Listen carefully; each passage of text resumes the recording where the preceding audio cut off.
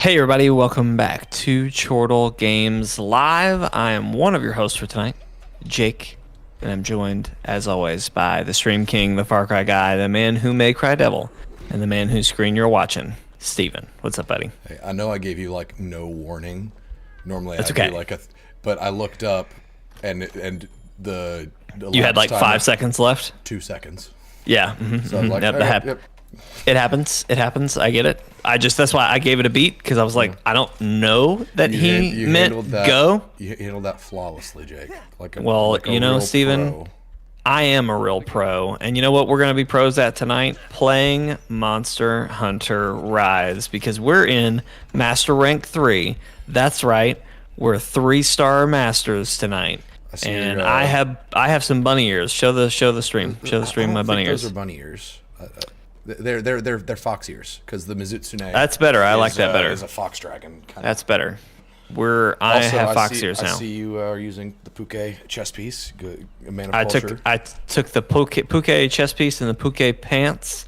Although I don't know why. I assume I have painted my armor set red. Yes. And so it just took on some red with the Puke. Well, you can change that in your layered equipment settings. You can change armor pigment. You don't have to change the entire set at once. You can change it piece by piece. Right. But I'm sticking with unfortunately, it. you can't get rid of the green, because that's like, if it's a color that identifies the monster, you can't change it. So right, you're stuck with it. Yeah, that's all right. But Puke is my favorite set. So I know. Well, I'm just rolling with it. I got a little trigger happy with the layered stuff. So it happens. What's up, Blake? Blake's asking which is better, Cyberpunk or Red Dead Redemption 2. I'm guessing. Well, I'm going to say Cyberpunk. Personally, but as a cohesive game, they're very different. They are very different, but I would say that I think Cyberpunk works as an overall package better. And this is if we're assuming that this is. I'm ready, by the way. This is if we're assuming that we're not taking like day one Cyberpunk and putting it up against day one Red Dead. Like this is both games functioning at peak potential. Yeah. I would say Cyberpunk's probably it feels more like a cohesive package compared to Red Dead, because Red Dead, you're either there for it or you're not. Like I can't say to somebody, oh, you like shooters, so you'll like Red Dead Redemption 2. But I can say to somebody, oh, you like shooters or RPGs, you might like Cyberpunk. With Red Dead, it's kind of the only other thing you could say is oh, you like Rockstar games, so you've played Red Dead 2. Because Rockstar, like I've said before, I'm not shy about my feelings and my thoughts, but Rockstar has a style in how their games are played. And so and in my opinion, that style is bad. Like the gameplay, to put it lightly, bad. Like, no one is ever going to say, ever, unless if they're an idiot, no one is ever going to say, hey, I want to make a third-person action game. Let's take from the book of how Rockstar makes their third-person games work. You will totally hear them say that about open worlds, because Rockstar does that exceptionally well. But no one's going to say, I really want my game, my third-person game, to play like a Rockstar third-person game, because they play awful. So really, it's like, I think I would have it. I'm approaching the question from the angle of which one could I endorse to somebody more confidently, and I think it'd be Cyberpunk, because there's a lot of stuff about Red Dead 2 that are not a draw, as I've made abundantly clear. Yeah, I am a lot higher. I'm a lot higher on Red Dead than you are, but I still think, and that's the thing. It's kind of a weird two to compare, because they're nothing alike. I mean, and they're about as far away from each other as you could possibly put two games. So I think a lot of it would depend on your taste. Yeah. Of what you're looking for. But it's funny that you say that Cyberpunk is a more I forget if you said cohesive or coherent, but Cohesive package. I almost feel the opposite. I feel like with Cyberpunk, like with Red Dead, there's almost too many systems and too much to where it's like, am I even progressing? Like, it's more of a simulator type of game to where you just are meant to exist in the Old West. But with Cyberpunk, I feel like it is a RPG that gives you plenty of direction. You kind of know, like, it's a more cohesive experience to where I know what I'm going to get when I play Cyberpunk, as opposed to with Red Dead. I see what you're saying. Yeah. With Red Dead, there's a lot to it, and you're absolutely correct, Blake. The open world, like, it has a lot of those little details and touches that make the world and existing in it great. I'm not high on the story, but I've made that clear. But I just think that I personally would have an easier time explaining to somebody what the experience of playing Cyberpunk 2077 is compared to Red Dead 2. Because if you don't like cowboys, for example, you're gonna hate Red Dead 2. Because, like, but if you even remotely like cowboys, it's an immediate draw because it is the cowboy game. For better or worse, it is the cowboy game.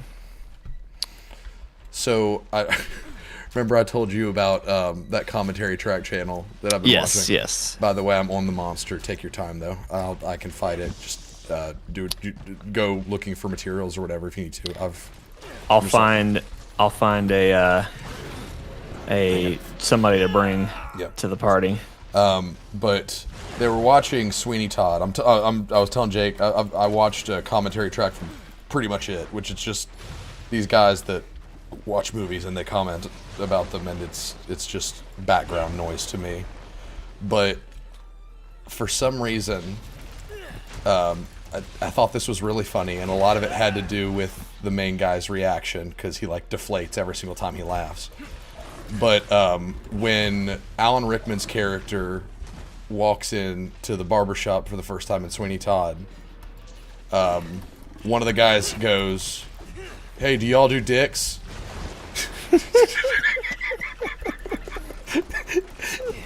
Which I guess what he was going for was like, "Hey, will you trim my balls?" But so for the rest of the commentary track, whenever anyone would walk into a room with one other person, someone would go, "Hey, do y'all do dicks?" And so there's a part where Alan Rickman walks into the room, into Joanna's room, and Alan Rickman walks in, "Hey, do y'all do dicks?" It's so dumb, but I think that needs to be the new so no phrase. Head. Yeah. Oh yeah. Y'all do dicks. Blake is asking if you were comparing it to online or the story. I'm pretty sure the story, but the story.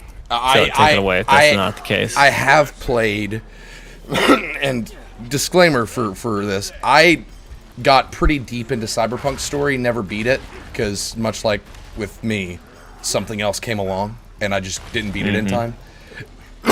With Red Dead 2, I put like 4 to 7 hours into that game's campaign, and I was bored. Like not even from the, because like I said, there's a lot of appeal to the design of Red Dead 2 in the world and some of the gameplay systems, not controlling your character because that's awful, but like the story itself just felt like nothing was happening, and I felt like I had put a ton of time into it, and so I think I just let Brody borrow it, and he still has my copy to this day, and I just never cared to get it back. That's funny.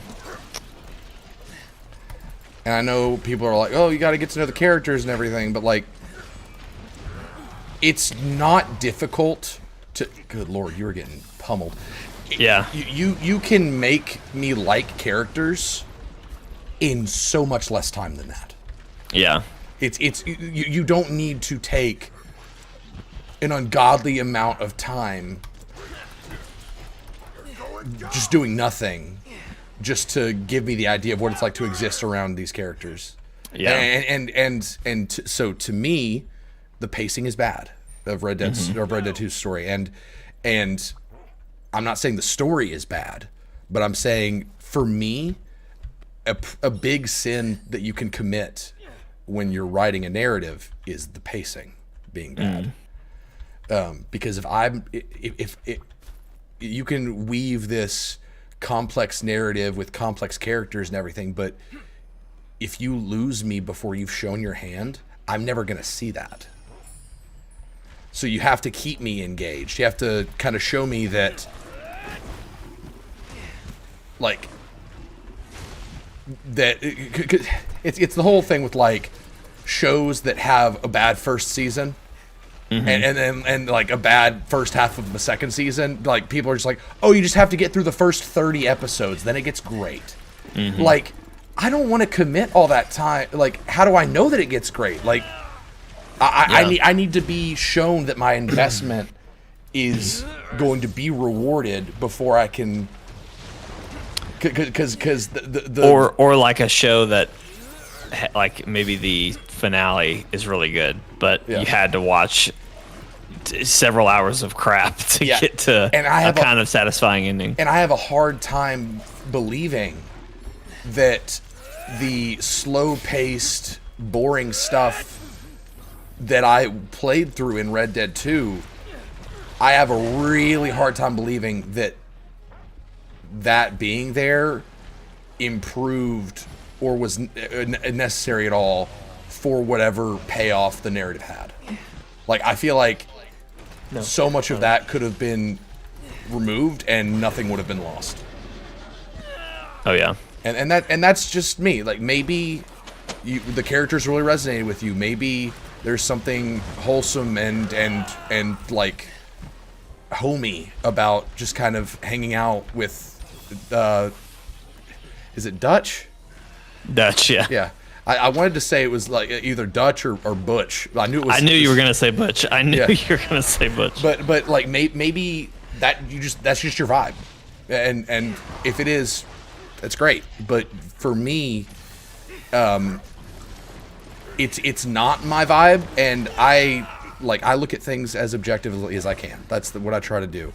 And for me, being somebody who I like cowboys. I don't love cowboy. Like, I felt like I'm the perfect kind of person to look at Red Dead 2 objectively, because I have played many Rockstar games. I have my qualms with them, but Rockstar has kept my attention before. And so, like, I'm not a fanboy, but I'm not a hater. I like cowboys, but I'm not like super into cowboys. So like I was in the perfect position to look at that game objectively, and I feel like I did, and it just didn't have anything for me that kept me interested in the story.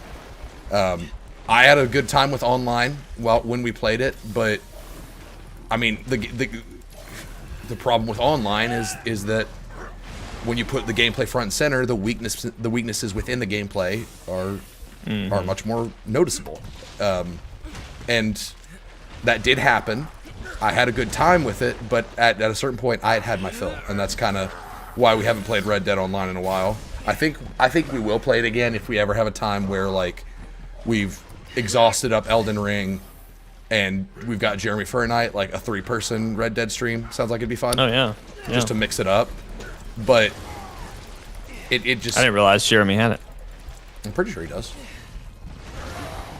I mean, he could easily get a hold of it. He's got a PlayStation at least. Yeah. Whoa. How do you feel about LA Noire? Did you play that one? I watched a friend play it, and I kind of was a backseat detective. That's one of those games that I feel like its ambition and its design was a lot better than its execution, but the industry is better for it existing. Right. Like it's one of those that if it came out today, and I'm also not a big fan of that time period. Oh yeah. Like just like it didn't feel very noir because like I like when I think of noir, I think of Spider-Man noir, and that's probably hilarious because it's like it's literally Spider-Man. But just the more dark atmosphere, the Sin City kind of vibe. Right. That's what I think of when I think of noir. And to me, L.A. noir wasn't that kind of noir. It just felt like more of a period piece detective drama. And I think it was good at doing that. And I think for its time especially, it was groundbreaking. But I think what keeps it from it being like a game that I have actively sought out to play is just stylistic preference. That's interesting. Cause I like the whole detective thing. Oh, I love the that's a lot detective of thing, fun. but I think it like it's literally like it didn't look like it, because a lot of what makes a noir detective thing is aesthetic. I feel like, and I love a good detective story, but like to me, it just kind of felt like it took a regular approach, like it, nothing separated it and what it looked like to what a Grand Theft Auto game taking place in that time period would have looked like. Right. Does that make sense? Yeah. Like it didn't take advantage of its aesthetic. It didn't do anything unique with its aesthetic. It was just kind of it was plain. Right. And so to me that kept it from being like as interesting, because like there's a lot of detective games out there, like Detroit Become Human is kind of a detective game, but it utilizes its style very effectively to where its identity is set apart a lot from your typical like crime drama. Right. There's a game called what's it called? I never Observer. I think is what it's called. Observer. It's a cyberpunk detective game. Think kind of like Blade Runner. Yeah. And I've never played it, but I've always wanted to, and I've always been fascinated by it. But like the whole gimmick is that you're a detective, and you can enter people's minds, like their dreams, nightmares, whatever, to solve crime. And so like if someone is feeling distressed, then their psyche that you're trapped in could become dangerous. Stuff like that. Like right. Like it takes something to the detective genre and really adds a twist to it, or adds something that makes it unique. And I feel like that's what LA Noire lacked, was something that made it unique. It just felt like Grand Theft Auto with a focus on solving mysteries. And I know that's not what it is. But like visually, aesthetic wise, it kind of was that. Like Max Payne, that's what I think of when I think of noir. Like just the aesthetic of that, like of a very cold, calloused character who narrates his thought process and his emotions and like a very Remedy style, but it's dark, it's very brooding. It's a mixture of like drama and mystery, like, you know, does that make sense? Like something like that is what I think of when I think of noir. So a little too much LA, not enough noir. I never liked the ending. Like, funnily enough, once you become a detective, I feel like the game gets worse. Yeah. Like when you're just a cop trying to become a detective, it's a lot of fun. And then you like actually become a detective, and then like your guy just starts doing weird things. Like he starts cheating on his wife and all that jazz. It's just weird. I don't know where that comes from. Hey, Lily. You okay? Ashman, go down, okay? Oh, look at there. I'm coming back. Hold on. Yeah, let's put it with the other one. I don't know why they haven't sent me another Okay, one. I'm here. Sorry, my food. I feel like they're kind of falling apart. What? Talking about Mississippi Magazine. I was debating in my head if I wanted to say who it was. They just they've sent me material in the past when I've won one of the top 10 best videographer, top 5. Mm-hmm. But this year they have not, or have been very slow to get me things. So it's just kind of like Austin found one from a few years ago and that we were looking for, and I was just like commenting on that. So yeah. Anyway. Which, by the way, speaking of Max Payne, Mm-hmm. it's tragic because those games are so old. My computer can't run them.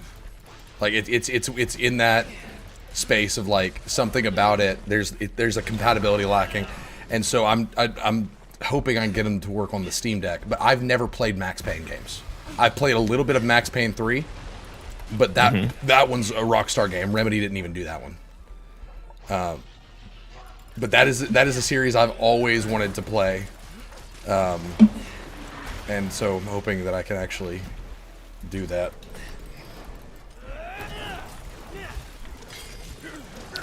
You can do anything you set your mind to. Except play the game. I started using this different switch skill for Sword and Shield called Metsu Shorgeki. Sorgeki? Something like that. Sword geckos, yeah. Sword geckos, yes. Basically, I rear back very quickly and lunge myself upward with a shield uppercut, and then I can do another move while I'm falling. But if you time it right, it's a counter to where you just ignore a monster's attack and you get like launched really high in the air. And I'm really bad at pulling that off, but man, whenever I do, it is so satisfying. That's awesome. I'm gonna try to call it out if I do it. But yeah, I can hit for like 400 damage if I manage to do that correctly. Nice.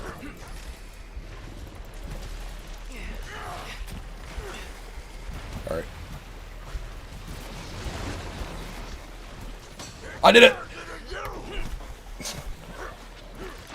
I missed the actual attack, but I blocked with the... That was cool.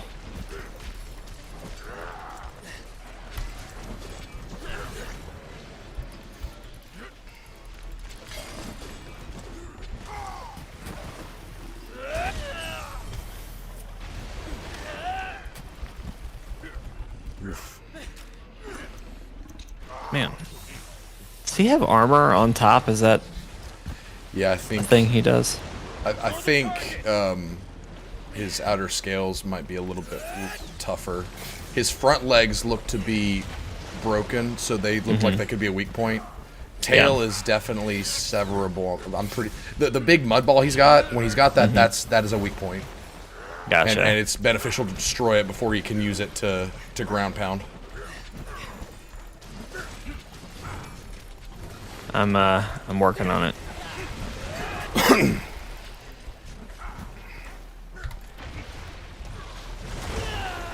Dang it. Almost hit him with a sword gecko. Come on.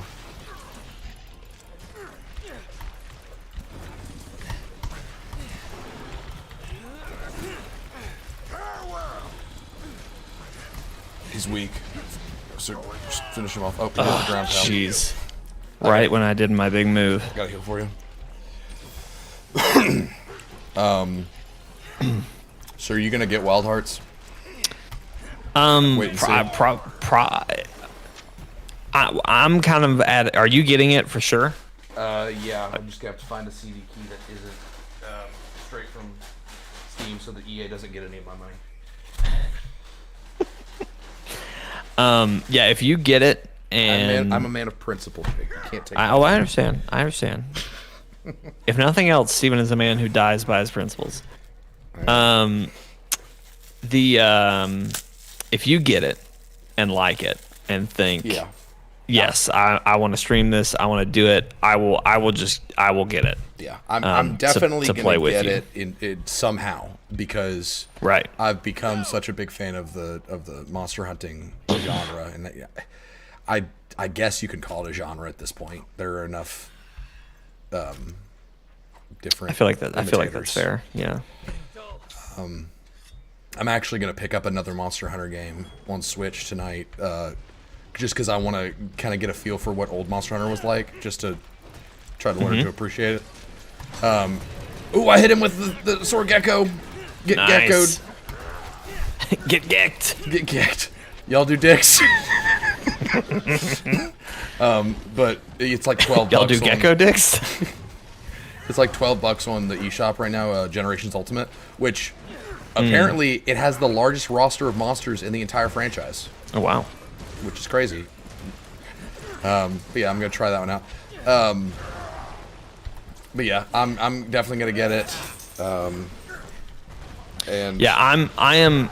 All I need is for you to give me the word. Yes, it's good, and I wanna do a lot with it, and I'll be there. Yep.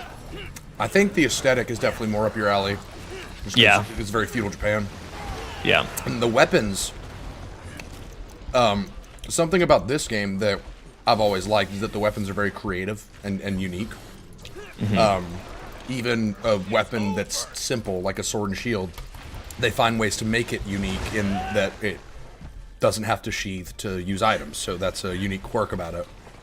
But the weapons in Wild Hearts are like they're sticking to the bit of feudal Japan aesthetic, whereas this game doesn't need to do that because it's actually got a lot more Western influence in terms of like weapons and design and stuff. But the different weapons in Wild Hearts, there's katana, the bladed umbrella, a staff that you can morph, and one of the morphs you can make it take is a giant shuriken. Nice. A Yumi, like samurai longbow. I forget what the weapon is called, but it's basically like a very large katana. That's gonna be like the game's version of a greatsword. I think there's a hammer, which is interesting. Gotta have a hammer. You got it. Yeah, buddy. Question is it a Thor hammer? Quest complete. I think it's more of a King DDD hammer.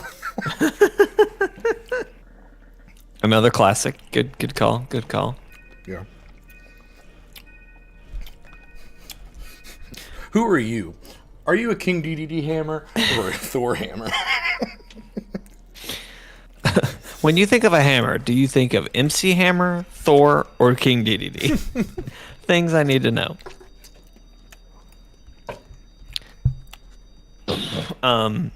Make a Who Wore It Better TikTok featuring MC Hammer, Thor, and King DDD. Absolutely. Using King DDD's Ultimate Smash song. Yeah. Because Yeah. we know he wore it best. He wore it best. Best hammer bro. Oh, the Hammer Bros. Don't they just There's kinda, those guys too. throw little hammers though? Yeah. Not very a hammer iconic. I mean, I'm not saying they win, but it's in their name. You know what I mean? I mean, I hope we can talk again soon. sure. Did you know that there was a cartoon called Hammerman, and it was MC Hammer as a superhero? No. And they did like, did you ever watch Jackie Chan Adventures, like the Jackie Chan cartoon? Yes. Freaking loved that show. And they did like the live action Hey Jackie segments. Yes. They did that with MC Hammer at the end of the Hammerman episode. So Hammerman is the Jackie Chan Adventures of pop music. Yes. I love it. I love it. All right, I've got my next thing, so you just tell me when you're ready. Do you know what armor you're trying to get or anything? I have no clue. Well, I say this because you were taking a lot of damage. Yeah. And you weren't getting one shot, which is good. But do you have a full set of master rank armor?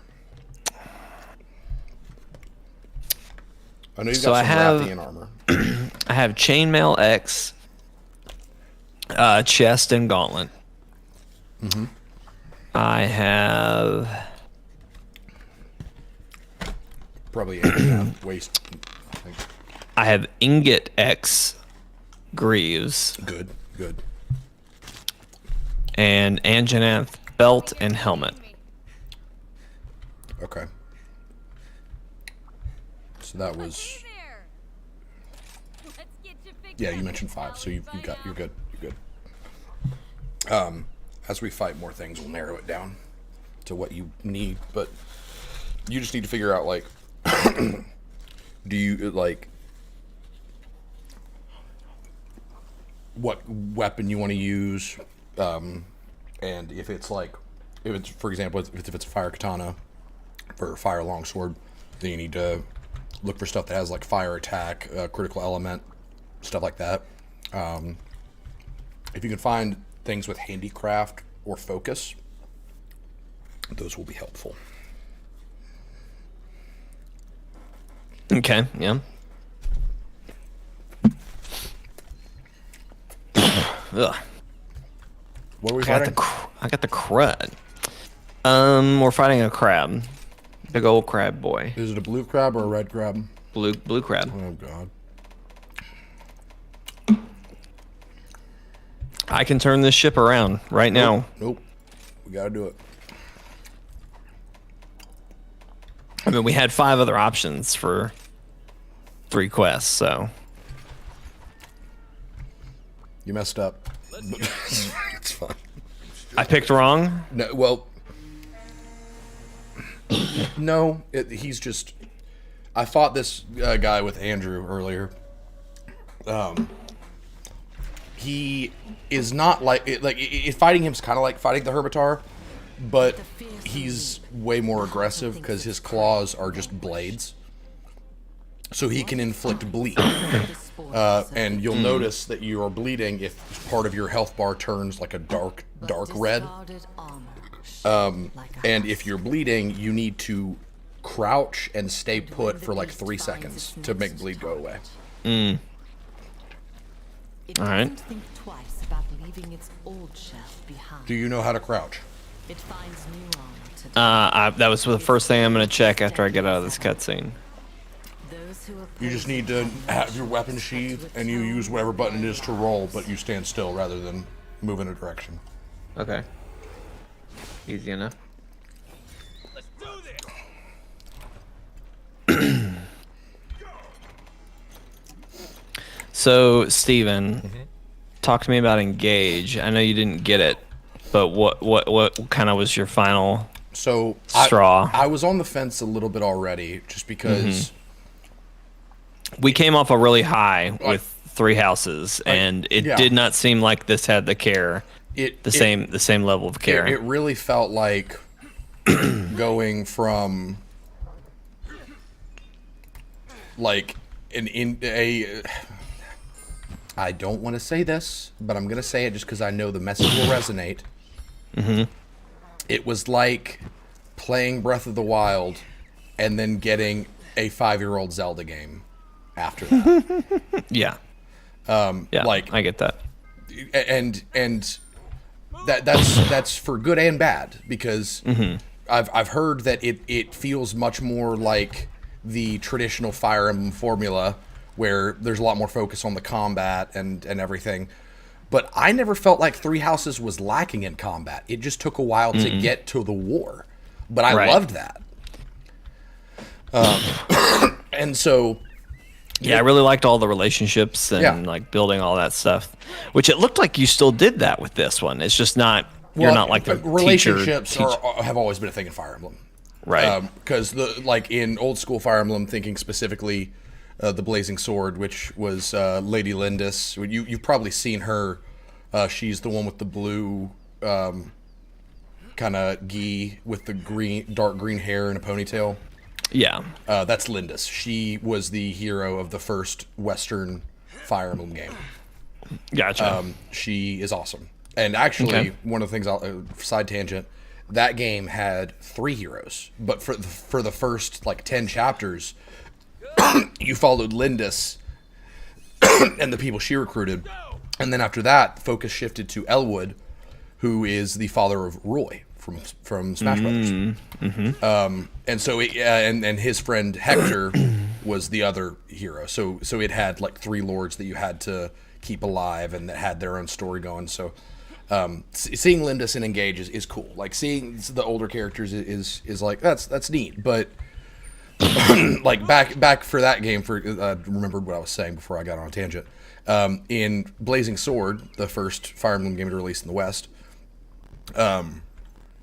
if soldiers fought side by side for X number of turns, they would gain a support conversation. I'm thinking specifically of Will and Rebecca. Will is the first archer you get, and Rebecca is the second archer you get. She is they're childhood friends. If you have them fight alongside each other and get support conversations C, B, A, and S, their ending in the epilogue, if they both survive, changes to be joined and they get married. So Fire Emblem has always done this thing. I can't remember if Three Houses did an epilogue like that. I don't think it did. But in Three Houses, only Byleth could get shipped. Right. In previous Fire Emblem games, anyone, like not anyone, but like there were characters that could be matched with others based on the story. I do think in Three Houses, if Byleth didn't end up with someone, there were people that they were supposed to end up with. Okay. Oh god, I'm forgetting her name. Annie, I think, from Your Blue People. Your Blue People. Annette. She and the guy from the Golden Deer, frick, he was like the big himbo of the team. The what? The himbo. Big dumb strong man. That's Raphael. But yeah, Raphael. I'm pretty sure she and Raphael end up together if Byleth doesn't end up with her. That is so random. Ooh, Jake. Don't let it get you down. Oh, did I miss? Incoming! But anyway,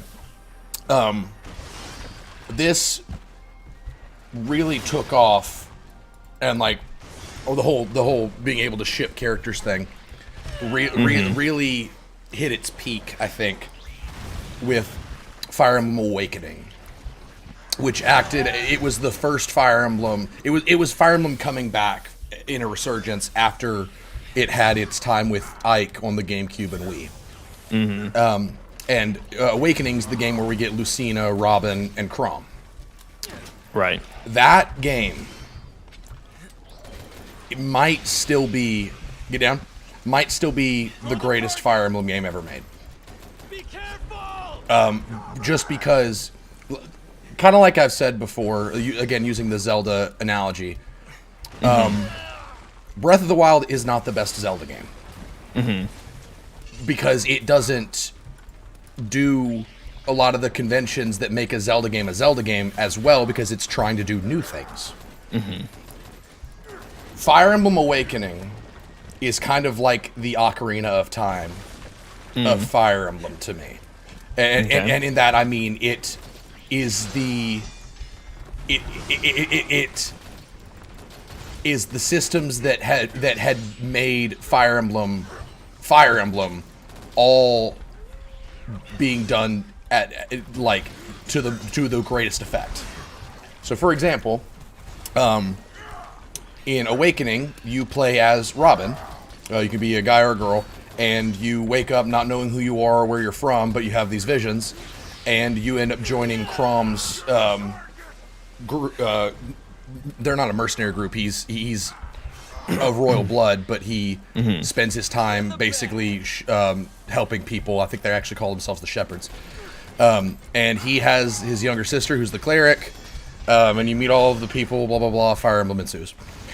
But when you get to about the halfway point, or something along those lines, the story takes a turn. Chrom has become the leader of the kingdom, and Robin's kind of his advisor. And there's this character that you've been seeing that calls herself Marth. And if you know anything about Fire Emblem, Marth is the protagonist of the first Fire Emblem, like period, the Shadow Dragon. And so Marth, the connections of Fire Emblem, like what games take place in what timelines, all that stuff. It's weird. But there's kind of like a universal thing where like you can bet that most timelines know Marth. So Lucina is disguising herself as Marth, but you come to find out, and I'm curious if you knew any of this. Lucina, you come to find out through the story and all the events that transpire. She's Crom's daughter from the future.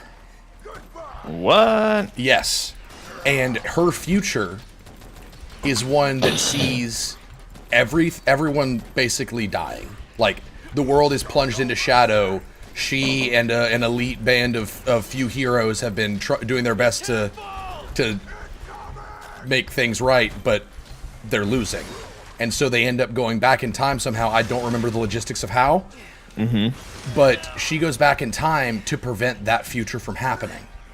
Oh, wow. So those other heroes that are from her timeline are the children of the other characters in Crom's unit. Wow. So Lissa, Crom's sister, who ended up being my wife in my playthrough, she has a son who is his name's Owain, and he is like, how do I explain him?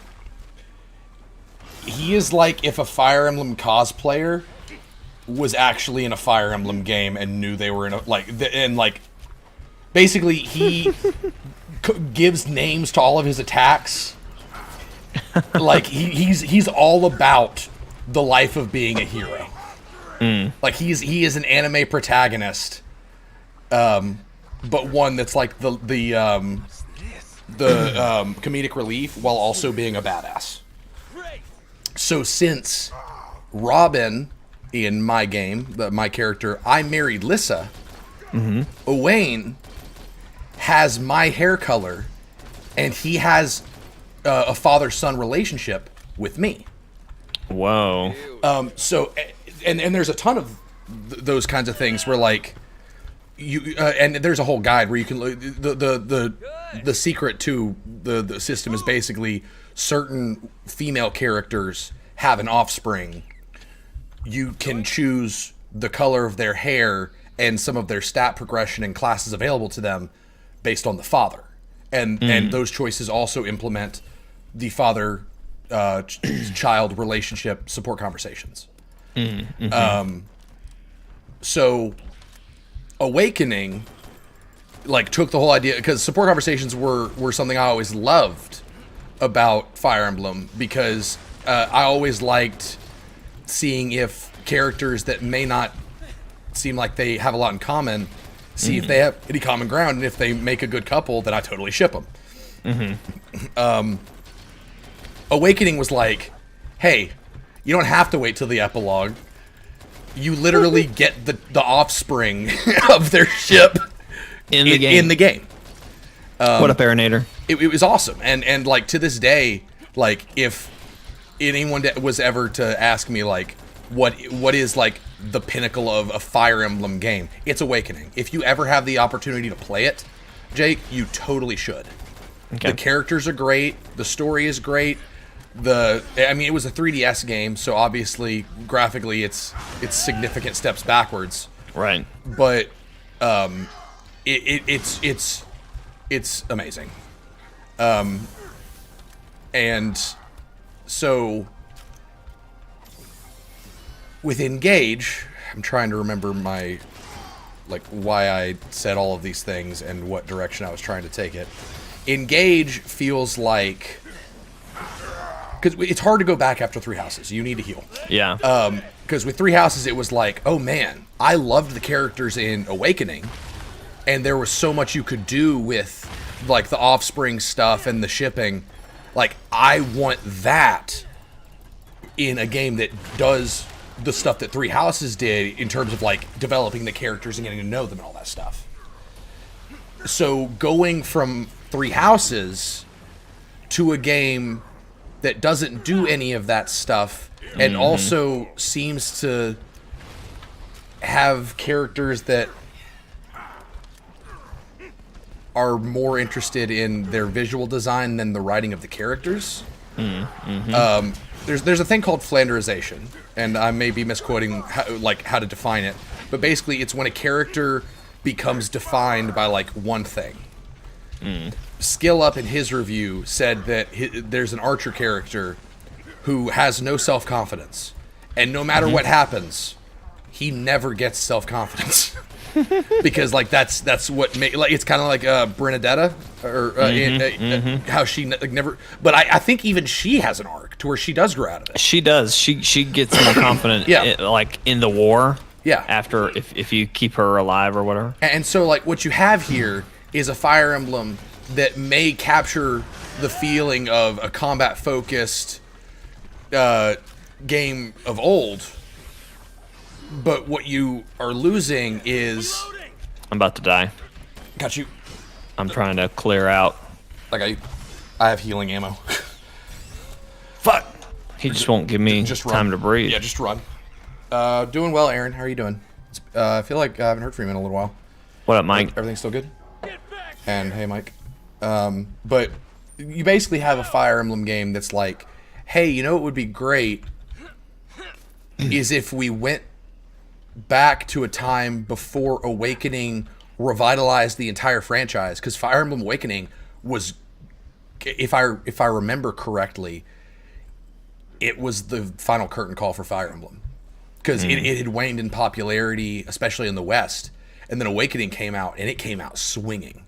Yeah. And it completely revitalized the series, and it had never been bigger in the West than when Awakening came out. And that kind of reestablished Fire Emblem as one of the greats. Right. And so, essentially what you've got in Engage, as far as I can tell, just from the things I've seen, and again, I haven't played it, but a lot of what I've heard has given me this impression, and made me not want to play it. But you have a game that seems like it existed before Awakening saved the franchise and before Three Houses evolved the franchise. It almost feels like they've done a couple remasters. Like they did a remaster of Shadow Dragon. They did one of the one with Leaf, I think was his name, on 3DS. They've remastered Fire Emblem games before, and they were good. But that's kind of the vibe I get from Engage, is that it is a game that hasn't grown alongside its franchise with a mobile game gimmick. And like, that's just, I'm not here for it. I love the Fire Emblem franchise. It's one of my favorite Nintendo IPs. But for me, it was just like, I don't need to do this one, because I've seen what this game has done, but better. There's nothing new here, and if it is new, it's a gimmick. And gimmicks can be good. Like, one could argue that Garreg Mach itself was a gimmick, but it was additive. Right. It was very additive. Whereas the whole summoning heroes thing, and apparently the heroes don't even like add a lot to the story. They just kind of are cardboard cutouts.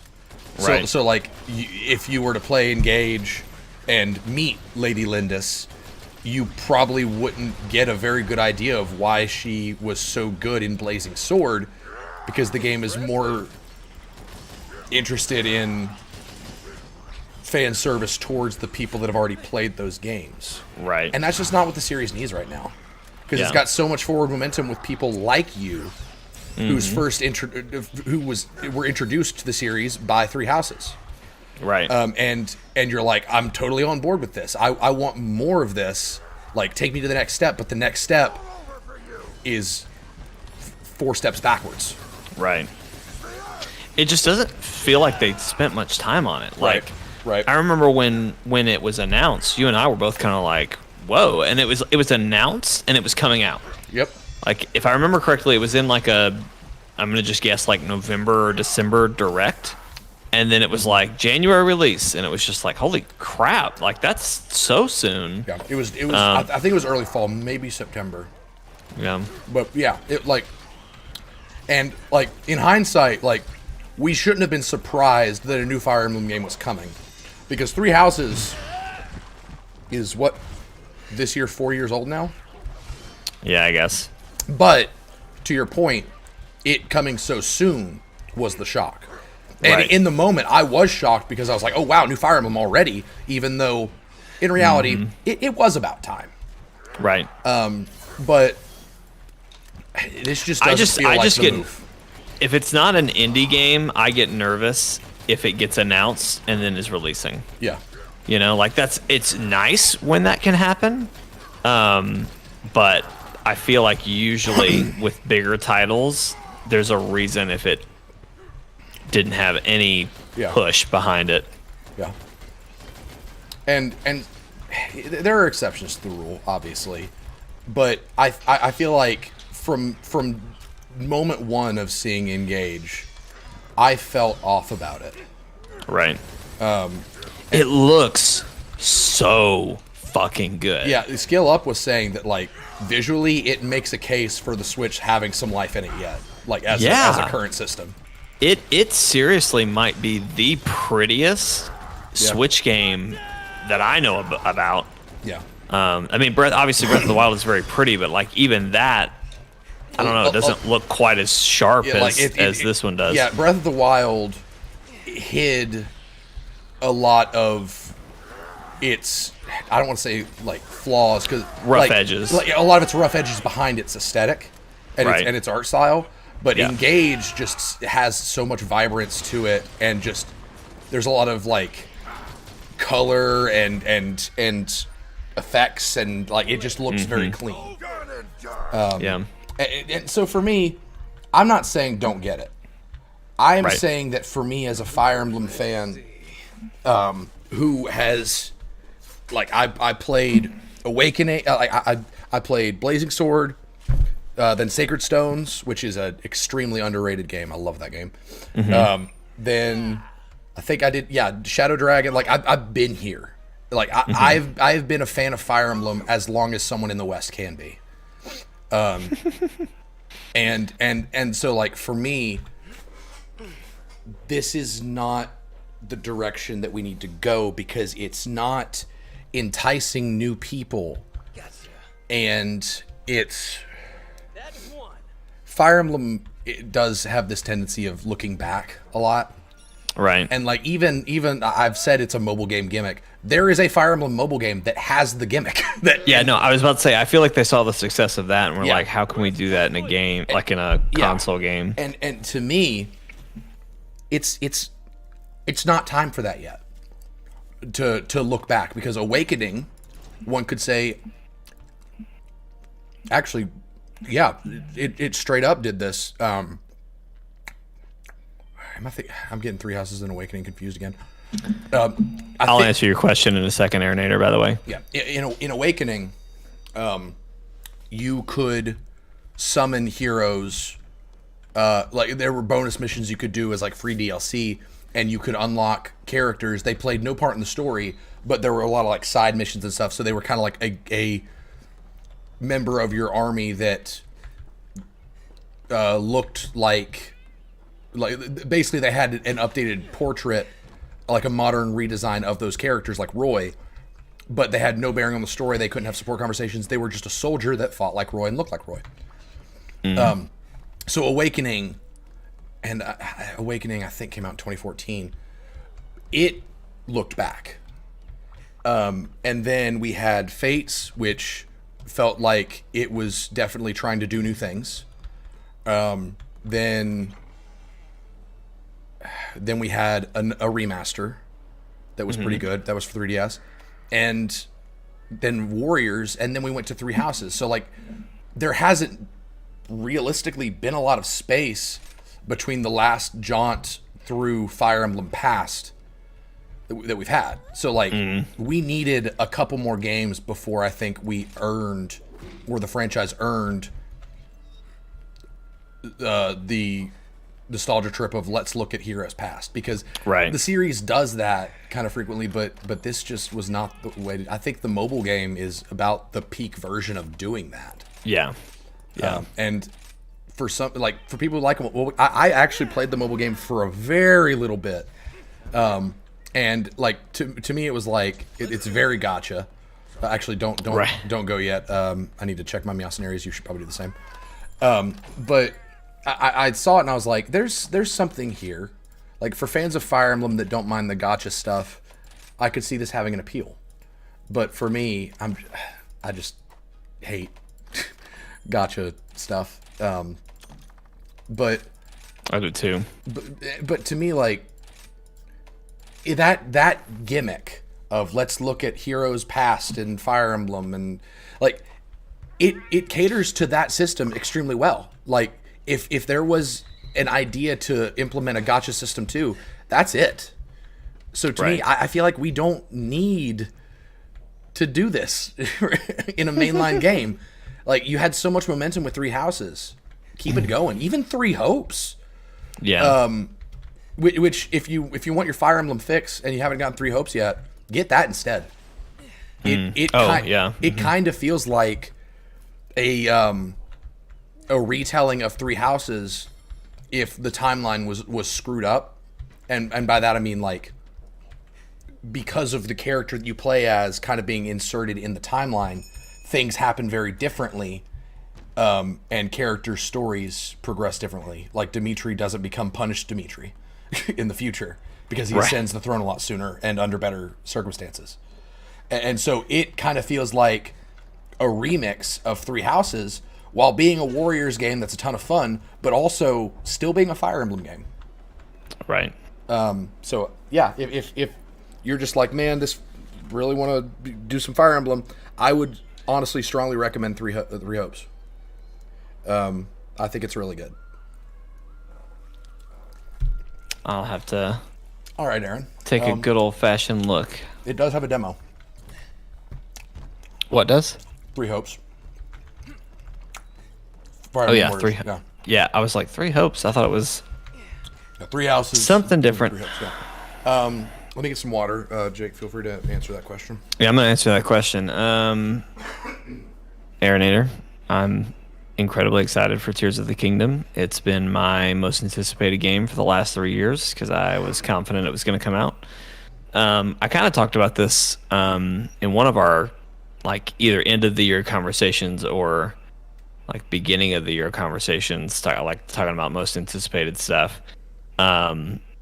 We've had as much time has passed between Skyward Sword and Breath of the Wild as has passed between Breath of the Wild and Tears of the Kingdom, which is really interesting to me because Tears of the Kingdom.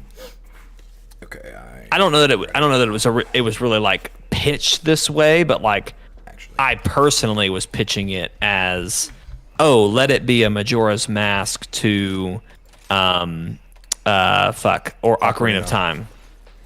And like in a lot of ways I think it still will be. In fact, I think it's more of a sequel than any Legend of Zelda game has ever been. Just to translate what you mean by that, or I'm going to attempt to, you mean a game that reuses a lot of the assets and the building blocks of the game that came before it, but just tells a different story that's like a new game, but feeling almost like a expansion of the previous game.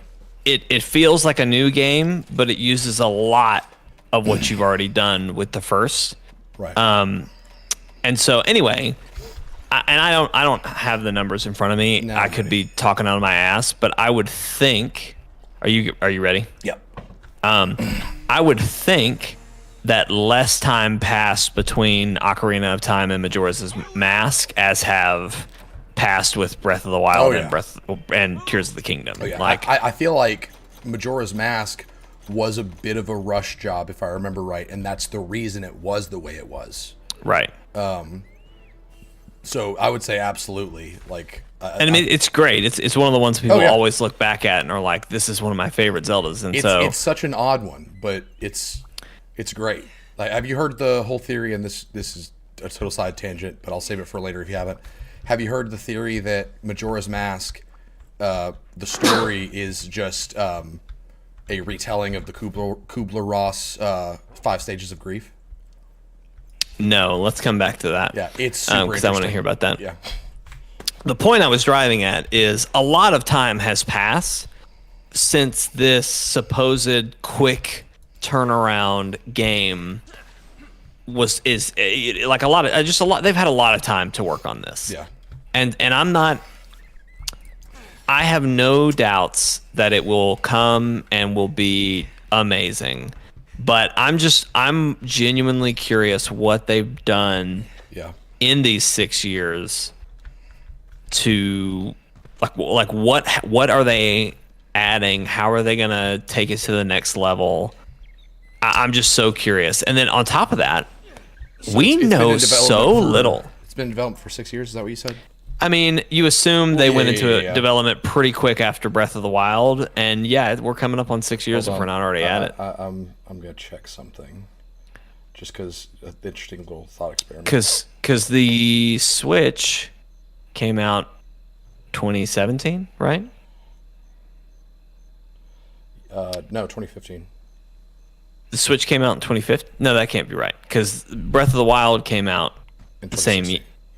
Yeah, it was the same day. 2016 or 2015. Okay, well then it was 16. Because I know Zelda was 16. Yeah. Okay, so 16, 17, 18, 19, 20, 21, 22. Holy shit. Yeah. So 1, 2, 3. It's been 7 years almost. So here's give or take. Let me add that to the math. I'm curious how you'll react to this. So to use the 2 games as reference, the amount of time that has passed between Breath of the Wild and Tears of the Kingdom releasing is the amount of time between Spirit Tracks and Skyward Sword to Breath of the Wild. Holy shit! So think about how much changed. So you're saying 3 games had come out in between the time that we're I don't know what games came out in between, but I'm just saying, like, if you look at the state of the franchise in 2009, which was Spirit Tracks, and then 2010, which was Skyward Sword, right, and then 6 years later you get Breath of the Wild. We had Breath of the Wild, and we've had some other offshoot games that did a different thing, but like, just the better comparison is Skyward Sword to Breath of the Wild. So, like, the question then is, can we expect as much of a shift as we got between Skyward Sword and Breath of the Wild? Because those games are completely different. Which, like, my first blush would be no. I agree. Because the whole idea between Breath of the Wild is that it is a probably honest to God true blood sequel, more so than any other Zelda game has ever been. This guy wants my ass. He does. I thought I summoned another monster here. Why did he not follow me? You summoned the monster that we're fighting.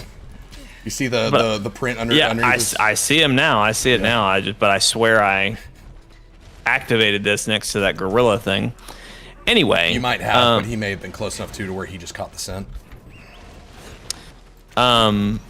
Anyway, on paper it looks like, it's going to be a sequel. So you would think most of the systems, obviously the world, are going to be the same. So my question is, what are they going to do with the mechanics? Right. And obviously they'll expand upon what's there, right? We have the whole sky area. We'll see what that yields. But my whole thing is, what have they done to the game since then to really amp it up and take it to the next level? That's what I want to know. And to me, my hope for Tears of the Kingdom, I crap on Breath of the Wild a lot. It's not me trying to crap on the game. It's me saying I don't want Zelda to be just Breath of the Wild moving forward, I want Breath of the Wild to be a very large stepping stone towards the next wave of Zelda, which is the hero's journey with a lot of the iconic dungeons and gadgets and everything, but in a beautiful, free to explore, climb anything world that feels super entertaining and unique to just walk around. And so to me, my hope for Tears of the Kingdom is that it is the new face of Zelda. Because my theory, and I know you knew this, but I'm just saying for the sake of the people watching, my theory is that Breath of the Wild was an experiment that went over way better than Nintendo ever expected to go. They tried. They were like, let's apply an open world, like really focus on free roam exploration formula to a Zelda game, and let's just kind of see how it goes. And everyone loved it, and it became the new face of revitalizing a franchise. Yeah, exactly. But to me, it lost a lot of what makes Zelda Zelda, and I want those two to come together, where you can have that game where you could get lost along your journey, just climbing mountains or exploring, just as much as you can get completely captivated by a dungeon that's so well handcrafted and defined that you'll never forget it. Right. And so my hope is that 6 years was spent with them being like, okay, so that Breath of the Wild thing this is what we're doing now. Yeah, if this is what we're doing now, how do we really stick with this? Yeah. And so I'm hoping it feels less like to me, I really hope that it's not a Majora's Mask kind of situation. And I hope it's like, hey, we took 6 years to redefine what Legend of Zelda is. It sounds like I'm crapping on Majora's Mask. The truth is that, like, Majora's Mask is still very unique. Oh yeah. It's more so the assets. Like, they didn't spend a lot of time. Basically, a lot of the same assets, character models, that sort of thing. And obviously there are some differences, but they're smaller. Right. And I think that, obviously, that was a time-saving piece, I'm sure, and that's fine. But anyway, another thing I was going to say about all of this with Breath of the Wild is we've seen hardly anything of this game. Yep. And it comes out in 3 months. I am fully expecting whatever if we have a Nintendo Direct in the next month or two, I am fully expecting it to be a full Tears of the Kingdom showcase. And if not, I'm just so not nervous, but I'm so excited for Tears of the Kingdom, because it's gonna in a way force us to all go in blind, which I think is kind of crazy that they're doing that. They would do that. That's the Elden Ring approach. Do it here. Elden Ring showed that approaching a game like that with so much openness to it, approaching that with what's the phrase I'm looking for? Bright-eyed and bushy-tailed, not knowing what you're getting yourself, just a sense of childlike wonder, I think is what Mike would say. It does wonders for the experience of games like that. And I know, a business is going to business, so they're not going to do that. But I do think that it's smart of them, if this is what they're doing, that they are letting other things have their moment, like the Mario movie. Mario is a big property right now that's getting a lot of focus with Nintendo, which that may be the most duh statement I've ever said without context. but Super Mario Land at Universal is a thing right now. The movie's coming. I think that them being let's just not even remind these people that Zelda's coming in a few months. I think that's the right call. And make us just squirm with anticipation as to what it's going to be. And I would be totally fine if nothing until a launch trailer Like, I would be totally fine with that because it's got the brand power to where it could do that. We've gotten trailers, and trailers are out there, and like that's all fine and dandy. But like Breath of the Wild, when we first really, I'm trying to think because there was so much. The first time we saw Breath of the Wild, there was a showcase where they well, so there was a lot before they did a big at E3. There was a Nintendo Direct with like their booth and everything was all Breath of the Wild, and they showed so much of the game, and it was all, I say so much, they showed the tutorial area, which was probably the most free, explore, do at your own pace they've ever done a tutorial in Zelda or whatever. But like, I don't know, we saw and knew so much about it for a long time. Like there was an image that, funny enough, like is not in the game, but it was just this huge shot of the open field, and Link was on a horse, and then he gets chased by a guardian, and like that was the first time we ever saw it. And then, but then I feel like really the next time we really saw it, and this probably isn't entirely true, there's probably one other little piece, but the next time we saw it was really that full showcase. Yeah. So I'm just waiting for that full showcase for like, here's what's new, here's what you should be excited about. And then go from there. I think it could be a potentially. Again, I know they won't do this because business got a business, but I think it could be a potentially incredibly strategic move if they put literally no marketing behind this, no marketing whatsoever. A launch trailer to just kind of be like, "Hey, it's out," but if they let the rest of the marketing be pushed by online influencers.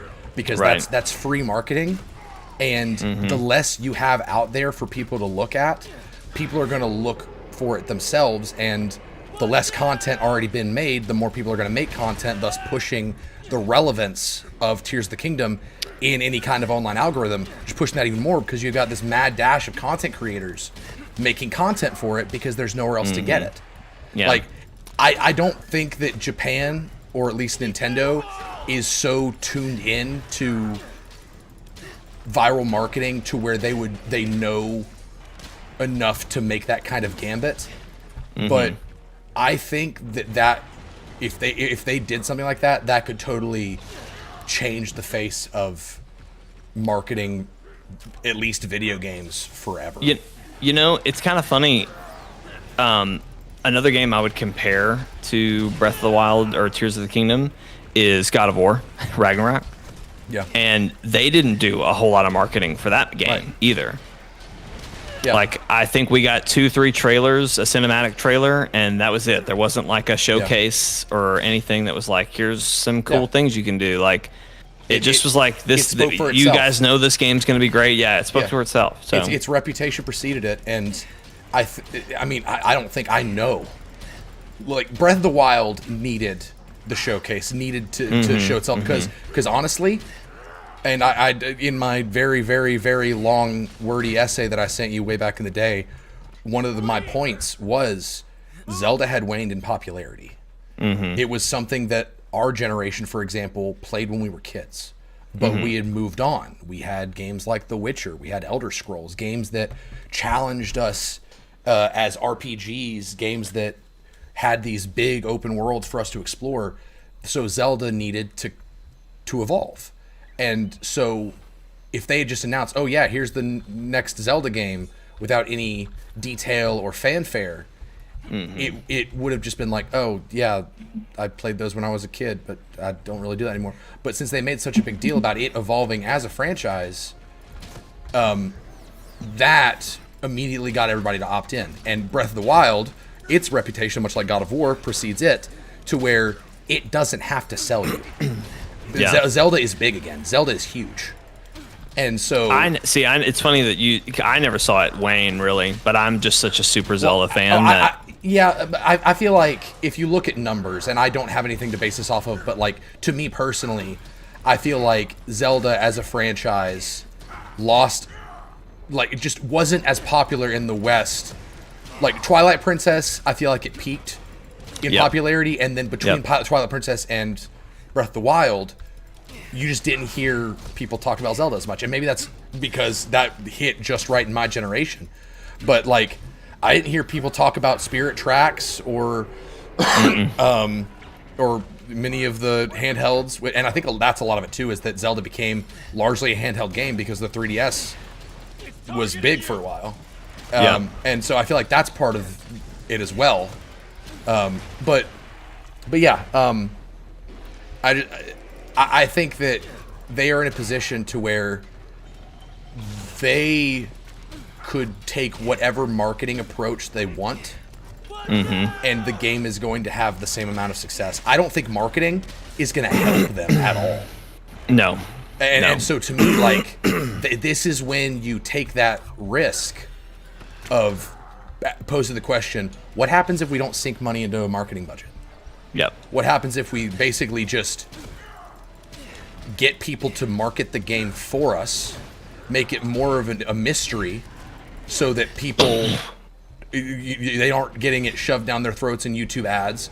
They're instead getting barraged by it on TikTok and YouTube and wherever else, because that's all people are talking about that are in that space.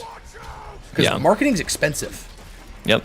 And, like, I just think it's the game to test that water.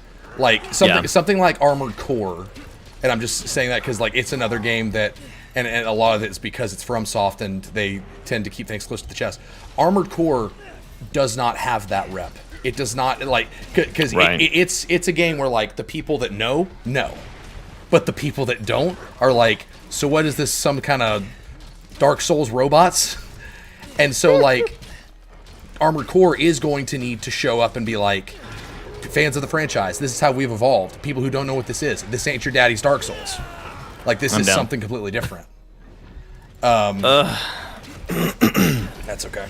Barry is tough. He's really tough. I was literally running away to just go see if I can find Honey and Herb to just make something. Yeah.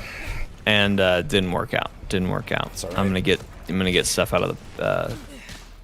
But yeah, I think these are the questions that Nintendo needs to be asking themselves, because I personally think whether it's in film, video games, whatever, product is a lot more interesting if it's been marketed less.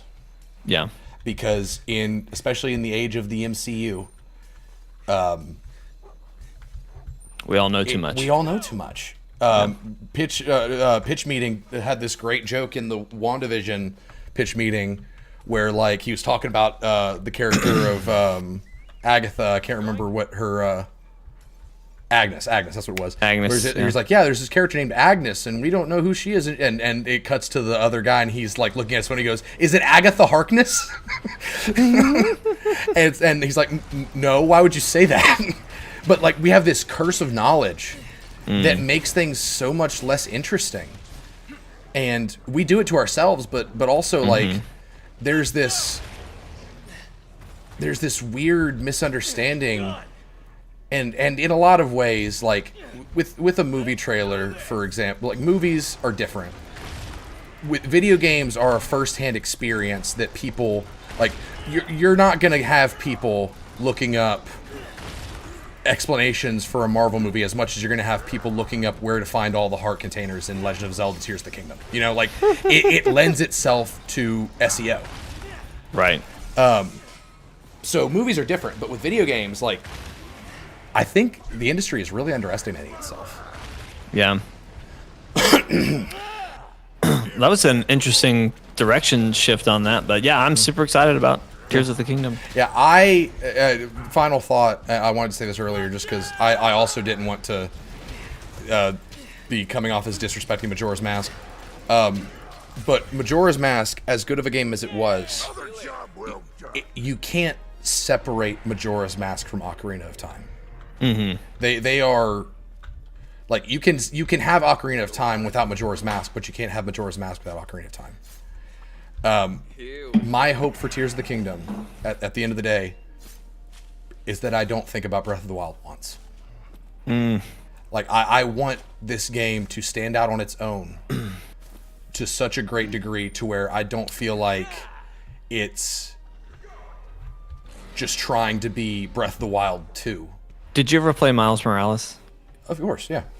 I mean, I just don't know how with a again like a true sequel, I don't know how you're not going to think about. You know what I mean? Well, I say like I want to think about it once, like in a sense of like I don't want to find myself comparing the experience of what it's like to play it to my memories of playing Breath of the Wild.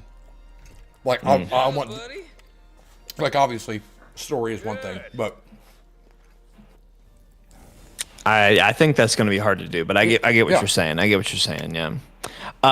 It's funny. I'm a lot higher on Skyward Sword than I think most people are. I really enjoyed Skyward Sword. It's before Breath of the Wild, which is this is funny. Before Breath of the Wild, and no, it is my favorite Zelda story, but I think it's the first time they really focused on like. I feel like it's the only one I can think of off the top of my head where like the story like made moves. Yes, it did. It set itself up to be the beginning, and that's what, and I think it benefits from that. Yeah. Now, Aaron is asking, do you think Skyward Sword is going to have anything to do with Tears of the Kingdom? I mean, yeah, I'm pretty sure most people think that Breath of the Wild takes place at the end of the timeline. So, like, if Skyward Sword was the beginning of the Zelda timeline, Breath of the Wild is the end. So, I think. And you could just as much as it's going to be connected to every other Zelda game, I think it will be connected. And I do think there's a lot of connections, like you're mentioning with the tears, because in Skyward Sword you collected the tears. One of the fucking scariest moments. Did you play Skyward Sword, Steven? No. Like I stopped. I think it's because it was on the Wii. Well, that's fine. I had a Wii yet, but like that's one I never got to play, and I wanted to. I just didn't know if you had seen anyone play like a section where they have to collect the tears.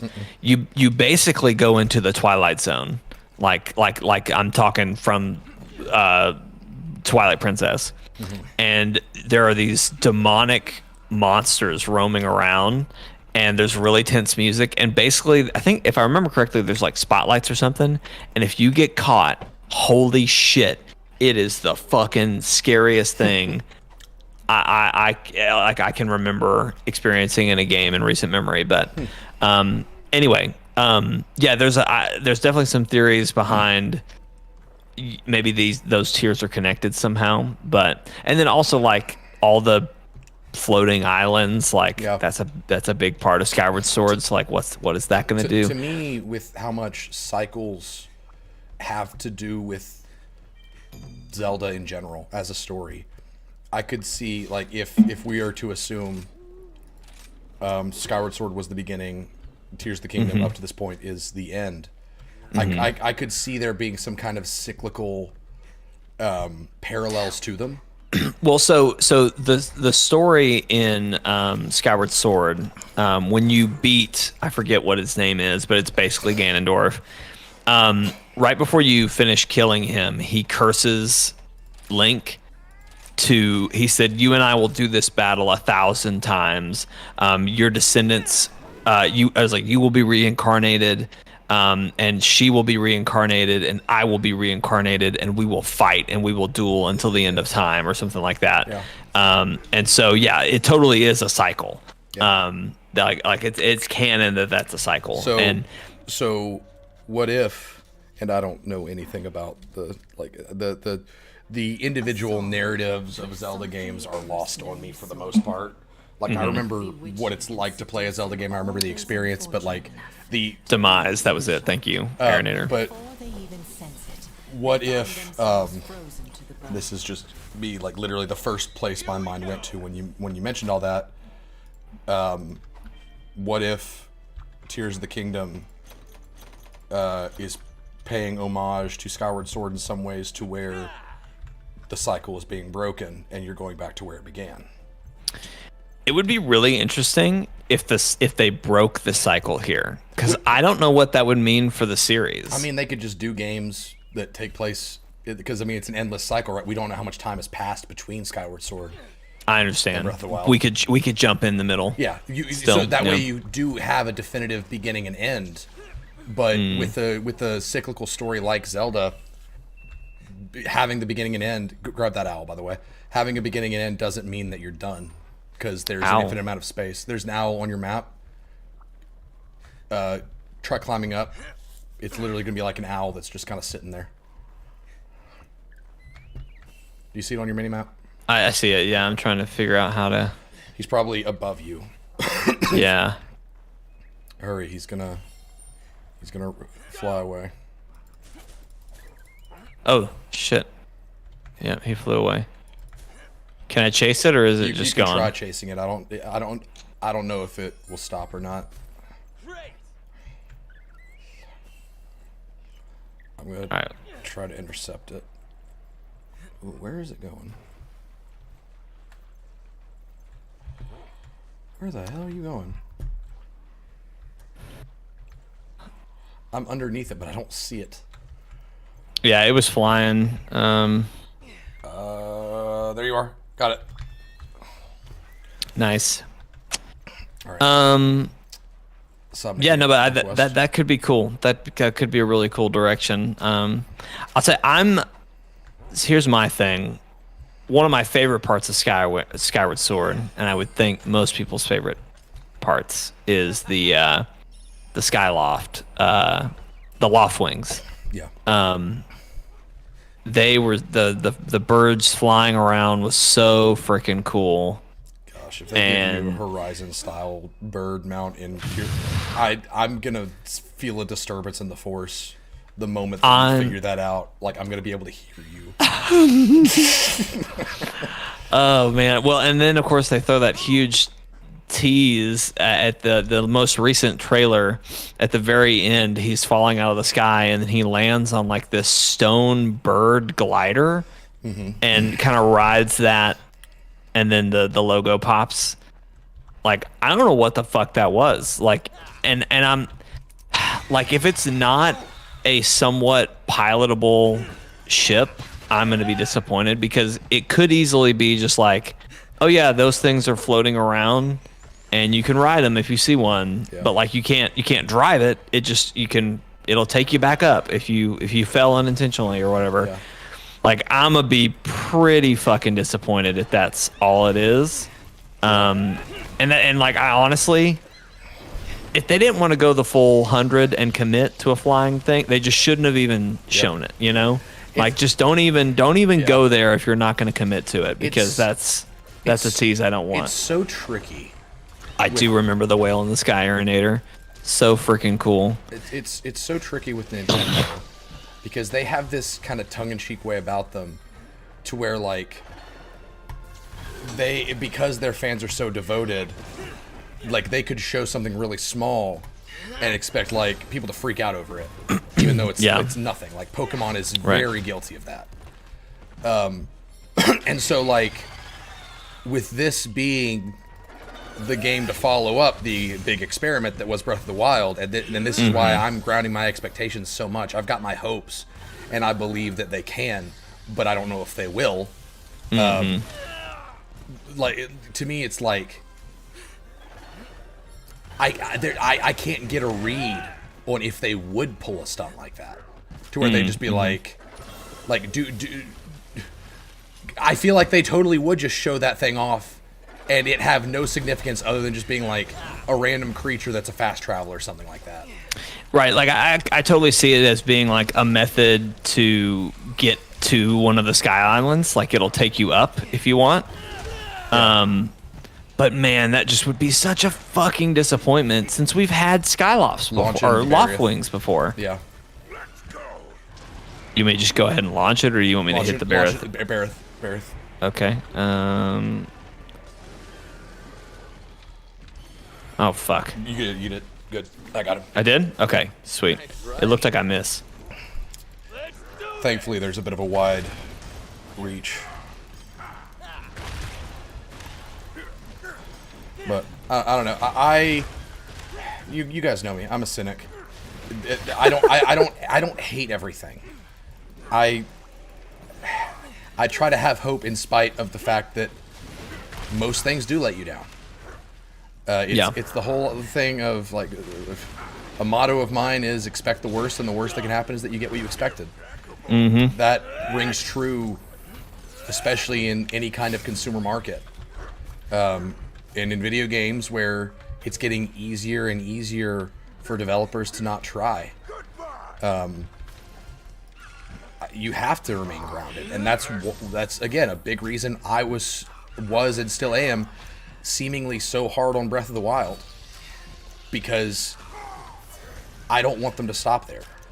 Right. Like I understand people being like, oh my gosh, 10 out of 10, it's a perfect game, there's nothing they can do to make it better. Like I get being blinded by the hype and just the overall experience that you like, just the nostalgia goggles, whatever you want to call it, but at the end of the day, it can be better, and we deserve there's totally things they could do better. Like one thing I really want is they had the whole mechanic.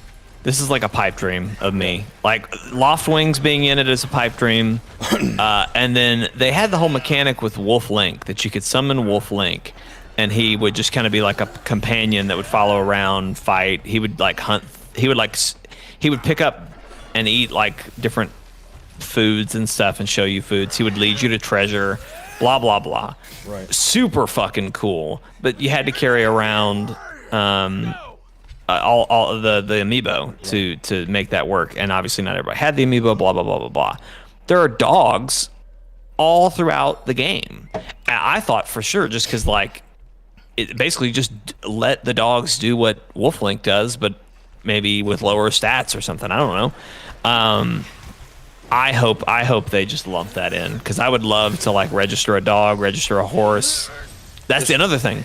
They gave you all these fucking crazy mounts. You could ride a bear, you could ride a deer, you could ride this god of the mountain, which was so freaking cool, but you couldn't register it. It was like, well, what the fuck? Why? Like, sure, this is cool, but like, what's the point? Like, I'm not gonna just go walk around and catch a bear just to maybe ride him to something interesting, you know? Like, it was cool to find out, but then to find out it really just was for show. For I don't know. It was a half measure. It was a half measure, yeah. So I hope they just really commit, like kind of like you were saying. Yeah. And that's the kind of stuff that like I don't ever want to rain on anybody's parade, but those are the things that I think need to be said, because people can have their hype straight to the moon and be like, not realize that Breath of the Wild was an experiment, and it was the first step, not like what these games need to look like moving forward. Like, if we let Nintendo, and if we let them realize that there can be more, it doesn't have to be like the new face of Zelda. It can be the beginning of something even greater. Yeah. And see, and I think you are saying this to some degree, but like my thing is, I'm fine if this is what Zelda is going forward. I just hope they fully commit and bring more of what did make Zelda a Zelda game. Yeah, exactly. And just go all in. And you're saying that in so many words. Yeah. But Breath of the Wild, there are just so many things about it. Like, even just the thing you were saying about the specific mounts not being able to be registered. Like, little touches like that are absent, that just scream to me that this was an experiment for them. And like, I there are very few games that I don't criticize, even if I love them. Like, I was talking about Triangle Strategy with my brother earlier. He beat his playthrough, and so we were talking about that a little bit. And I've been very vocal about how that game, that's a 10 out of 10 for me, because it's so tight in what it is very efficient in its narrative. All the systems and themes, like it works so well as a cohesive product. It's one of the most cohesive video games I've ever played. But even then, I was talking to him about, like, here's something that I do wish was changed a little bit. Like, nothing is above reproach. Things can always be improved, and we need to obviously enjoy the things that we love, but don't ever be content with things that can improve. Yeah. Even if they're great. Everything can improve. Right. There's always improvement. Aaronator, you're bringing up a lot of great questions. What's another thing that's interesting, right, is Skyward Sword didn't have Ganondorf. It had Demise, which is kind of like almost in a way, kind of like Calamity Ganon, just like a force of nature that eventually curses Ganondorf, right, as the person Ganondorf. But then Breath of the Wild doesn't, even though it's Calamity Ganon, right? It's not really Ganondorf. Like there was never a person at the end of the monster, which I think is an interesting thing that didn't happen. And even the very first trailer that told us, oh hey, there is a sequel to Breath of the Wild coming, it showed who I would think was Ganondorf. It was just like a corpse that had been trapped by whatever bracelet Link is going to get. So I'm really curious to see who that's going to be, in the sense, like, is it going to be Ganondorf? Is it going to be some other force that like is taking the place of Demise or whatever? Maybe they'll bring out Vati. Been a while since Vati's had time to play. Which one was Vati? He's from the Four Swords timeline. He's the villain in those. Oh yeah, Four Swords eluded me. I never played Four Swords specifically, but I played some of the games from that timeline, like Minish Cap. I think Minish Cap's actually the first one in that timeline. Yeah, and that was such a fun little charming game. Yeah. Yeah, I'll be interested to see who he is. Now, you also brought up Impa. Like, I wonder if Impa's going to be in it. I mean, to my knowledge, she didn't die at the end of Breath of the Wild. So I would assume that pretty much any character that didn't outright die is going to be in the sequel. I don't have any reason to believe not. Do we have any inclination on when this game takes place? Do we even have 100% confirmation that this is a sequel to Breath of the Wild? When they first announced it, they said a sequel to Breath of the Wild is in development. That was how they announced it. So it is a sequel. And I mean, beyond even if they had said it, we literally see the same Zelda, the same Link, the same map that we were in. So like, I don't know what to tell you as far as sequel. It's all assumed, but it's pretty solid evidence. No. Not. I would say not even assumed. Again, the first trailer said a sequel to Breath of the Wild is in development. But like, so, I guess what I'm saying is they haven't explicitly said like this is timeline-wise a direct follow-up to Breath of the Wild. We've just kind of pieced that together based on it being the same design of Zelda.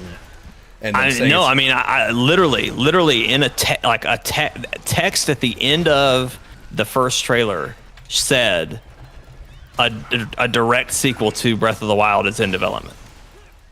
Okay. So either I'm not understanding your question. I'm just trying to figure out when the game takes place. As far as when the game takes place, so when you beat Breath of the Wild, I think you might have had to have like done all the four beasts, like tamed all the four beasts, whatever. You may have had to do everything, but you get a cutscene with Zelda where she says, this beast is stopped working suddenly. We need to go investigate that. But we should also go over here and do this. She kind of just lists off like some things they need to do together. And I forget, it ends with her, like him looking at her smiling, and she's like, what? And then it ends. So you're assuming that like the trailer that we saw of them in the dungeon together is them kind of going on that adventure? I feel like this will probably take place at most a year later, but I would think a couple months, like maybe 6 months later, if it doesn't just pick up right there in that scene, because that's essentially they were going to investigate something. It could be they investigate that the beasts aren't working anymore, and that's what prompts them to go underground and start looking for, more answers about the beasts and everything, the divine beasts.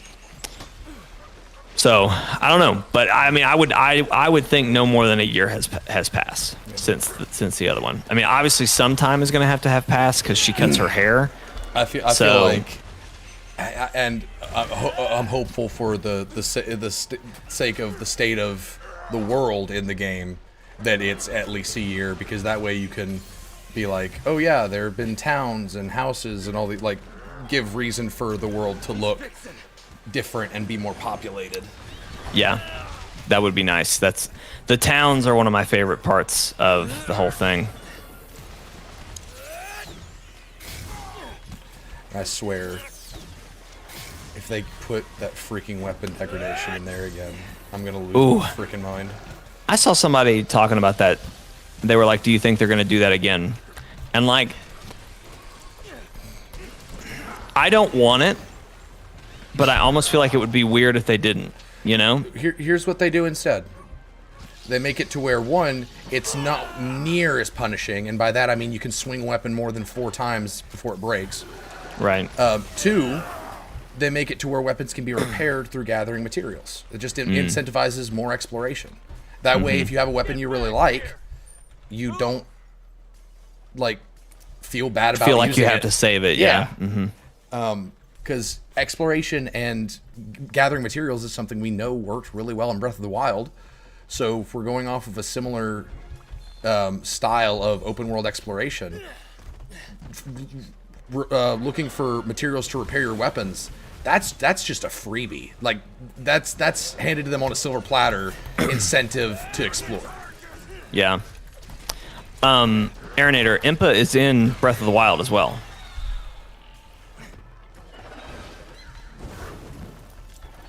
Maybe I misread your question. Is it the same Impa?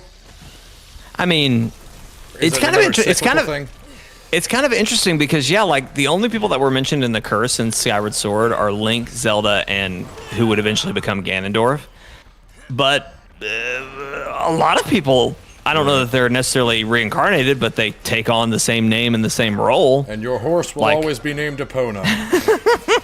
there will always be a horse. That's not, right. That's the thing, right? It's like there's not necessarily always Epona, but there's always a horse, and there's not always an Impa, but there's usually protectors of the princess, and Impa is just kind of the most reoccurring role. Which, I mean, Hyrule in itself being a cyclical kingdom. Mm-hmm. Like I feel like there's probably a video on the internet somewhere that talks about that. But there's a book. There's a book that literally Nintendo released a book of the timeline. I know all about that, but like, I don't know. I feel like that's more of like, yeah, and then this happened, and that's it. Deal with it. No explanation. No further questions. No further questions. Thank you. Have we been fighting this guy forever? It feels like forever. Jeez. Ooh, hit it with that. What I call it? Gecko? Sword gecko.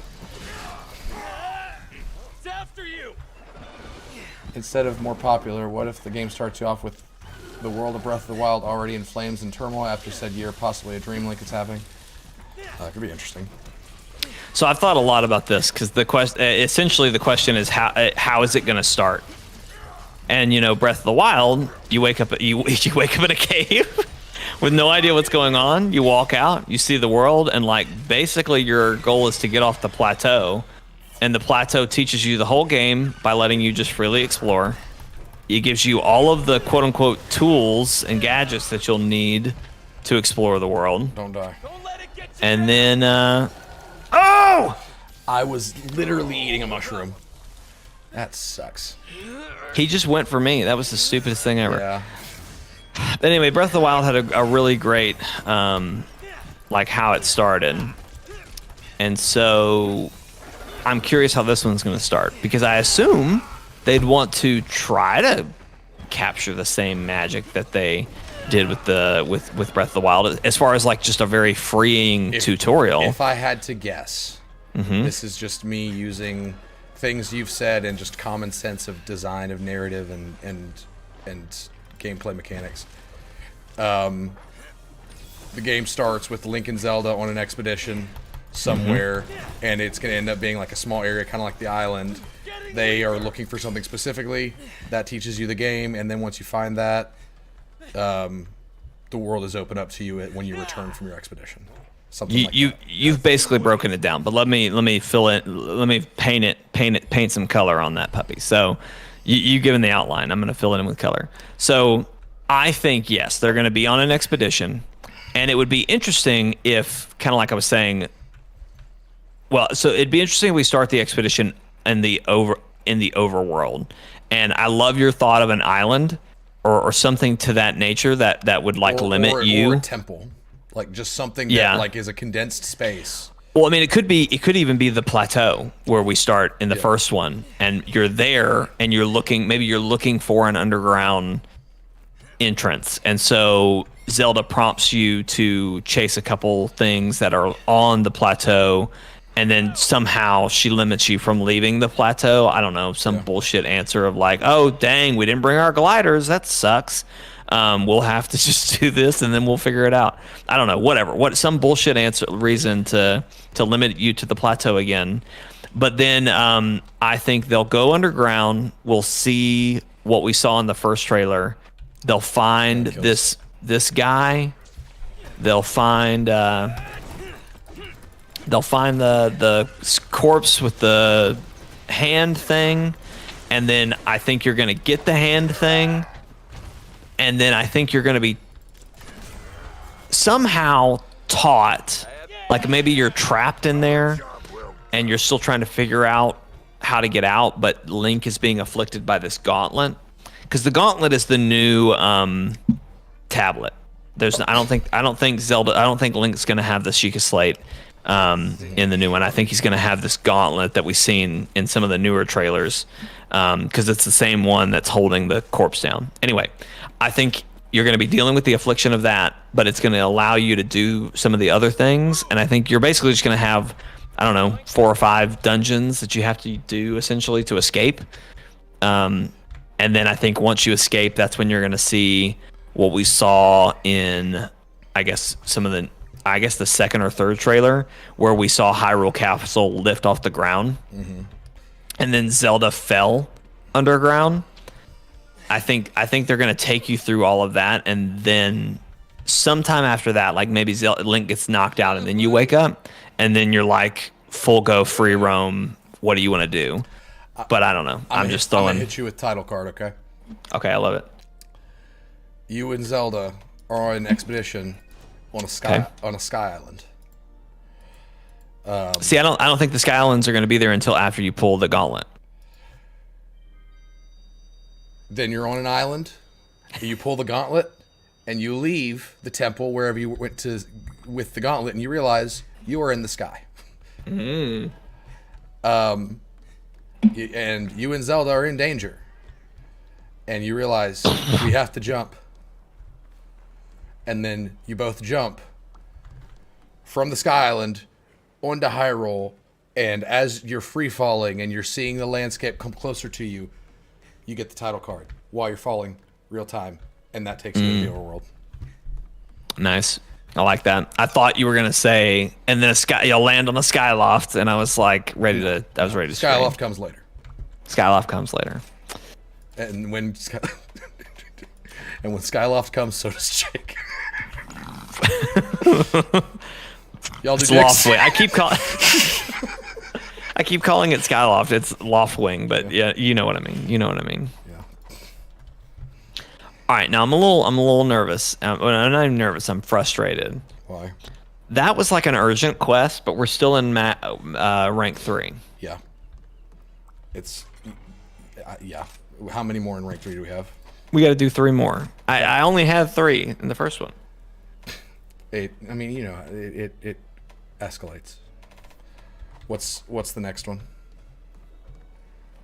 The next hunt. Well, take your pick. I've got a Magnamalo, Purging Hatred Magnamalo. I've got I think that's the spider thing. I don't want to fight that. Okay. I got a Nargacuga. Let's fight a Nargacuga. Yeah, we're gonna have to do a double fight, I think, at some point. Okay. On this one, I've got maybe one hunt, depending on how long this one takes us. I've got maybe 1 or 2 more hunts in me. Okay. But we'll see how it goes. Man, I'm hyped on Zelda now. Yeah. I'm cautiously optimistic and excited to play Forsaken tomorrow. Forspoken. I'm a lot of the reviews, we were talking about this before, but a lot of the reviews saying, I heard 15 hours, you heard 10, which is great. 8 to 10. 8 to 10? 8 to 10 is what I heard. That's awesome. See, here's my thing. If God of War came out and someone said, holy shit, it's 8 hours long, I'd be disappointed. But I'm already nervous about this game. But I've committed. I've pre-ordered. The less you can expect these characters to talk, the better. I am gonna absolutely do the settings.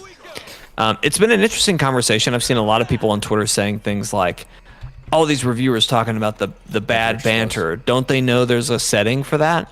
And it's like, it's great that they put a setting for that to like lower the banter. If you are aware, but if you have to make a setting like that, then that's a problem. If you are aware enough that your dialogue is so bad that it has a on-off switch, then you messed up somewhere along the line.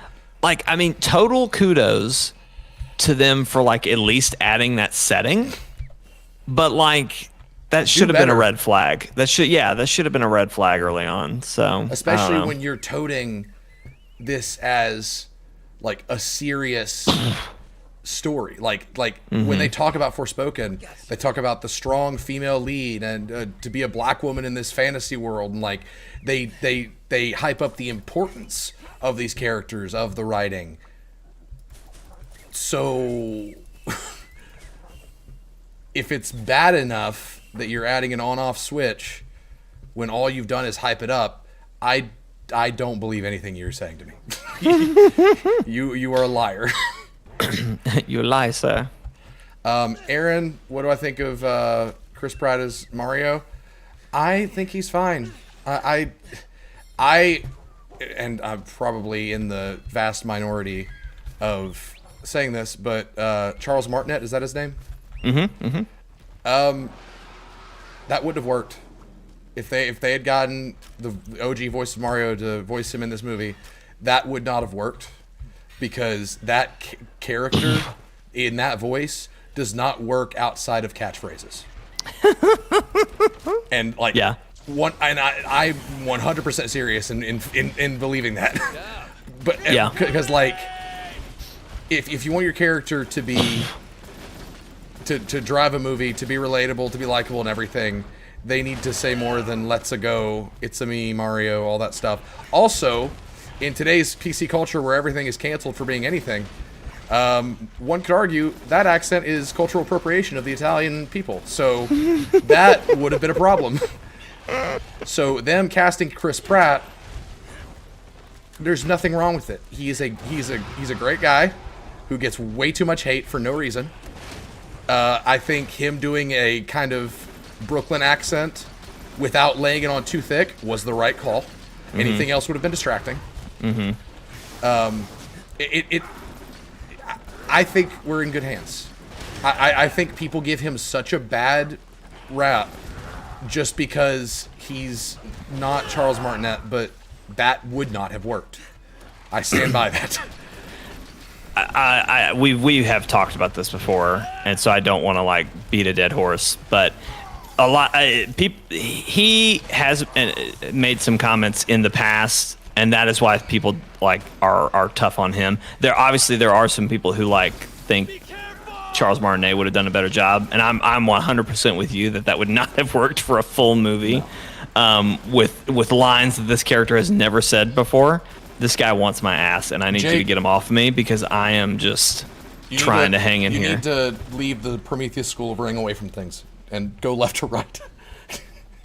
Jeez, I mean, I'm trying to freaking fall off the sky. Anyway, there's other reasons why people don't like him other than just they want Charles Martinet. But I don't want to beat that horse, because we talked about it before. I mean, I'll beat that horse all day. It's because he actually stands for something and is vocal about it. No, the comments that people we've talked about this before. He alluded that he I don't know. Anyway, well, the reason that was a blow up is because it's Chris Pratt. If anyone else had said that, it wouldn't have been a scandal. But because it's Chris Pratt, He just attracts controversy because he's a Christian in Hollywood. Well, it's still a pretty shitty thing to say, even if it wasn't necessarily what he meant or whatever. And again, I'm all for like redemption and whatever. And maybe he didn't mean it. Maybe it's taken out of context. Whatever. I don't want to talk about this because we have had the whole hash out about it. I hate the way he's treated. Yeah, I agree. They would make a controversy if he was photographed throwing away half a sandwich.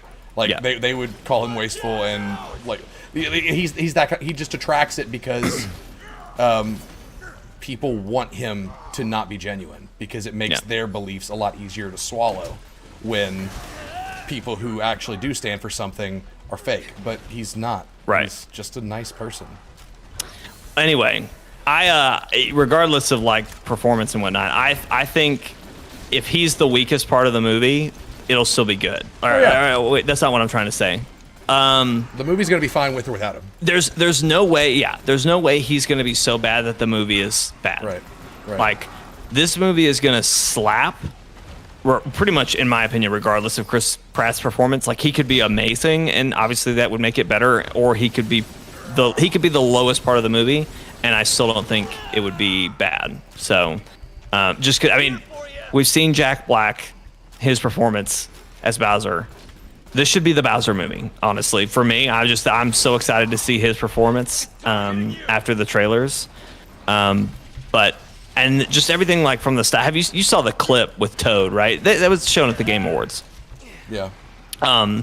Like they had actual Mario music in that, and not just like some new shit. Like I am so excited. I think video game to movies and TV show has been getting better and better over the last several years. I think this is going to be the best it's ever been for adapting a video game to a movie. I'm looking forward to it. I have no expectations, but like it's not one of those things where I'm like, all right, let's see this suck. It's not that. It's not that energy. No. But like I don't think in any way you slice it, I don't think it's gonna suck. Yeah. It's either gonna be amazing, like top tier favorite movie ever, or it's just gonna be good. You know. Yeah, and I am going to go into it just expecting to be entertained. Yeah. And I will be probably pleasantly surprised that it's more than that. Yeah. But yeah, I am curious what Charles Martinet's role is going to be, because he is in the movie, and I'm curious what he's going to be. My bet is the Mario and Luigi are brothers, obviously, and they're plumbers. In some photos, they show Mario and Luigi standing in front of a truck that's like their plumbing company, and the logo is Video Game Mario. So you think he's going to be like the voice of the mascot of their plumbing business? Yes, I think if really there's clever. Like a commercial or something, it's going to be Charles Martinet as the voice. That'd be the right way to do it. I've seen other people say that they think there's going to be an actual like Mario video game in the game, and that Charles Martinet is going to do that. But I just think would be silly. I think that's way too complex. Like, just do my idea. Yeah, like Mario in the world of Mario, especially if this is a first outing, he shouldn't be a big deal to where he has his own video game. Like, right. Commercial for a plumbing business, that makes total sense. Yeah. Video game based on a plumber, like that's an actual plumber. Part of the theory is coming back to me now. It was that at the end of the game, at the end of the movie rather, the Toads would have created a game about him, and that was where Charles Martinet would come in. He was going to be like a Matt Damon and the other Hemsworth performing the Thor movies in Ragnarok and Love and Thunder. Could be. I don't subscribe to that one. I definitely subscribe to the commercial for the plumbing business. Yeah. But that makes the most sense to me. Yeah. Guess we gotta just wait and find out. Don't have to wait long.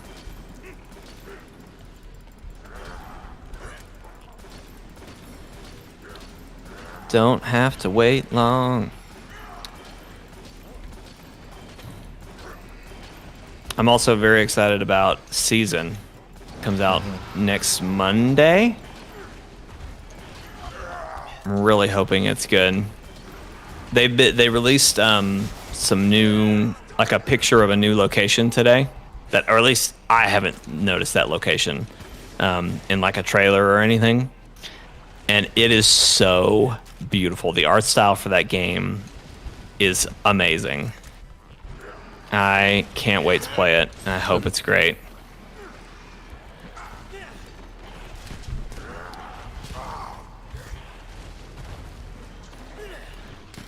How did that happen? No problem. Nargoku was fast. Yeah, but I had like full health. Your armor probably needs to be upgraded. And I don't know how much defense boost we have on your build. Also, he is hurting me quite a lot, and I have very good armor. Yeah.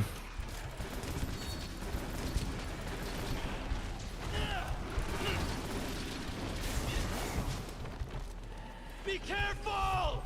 Tell you what game I'm thinking of getting, which again it's an EA game, so I'm gonna have to figure it out. The Dead Space remake. Oh yeah. I watched, and I watched. Oh come on! Dang! I got stunned. So yeah, don't faint again. We'll lose. Yeah.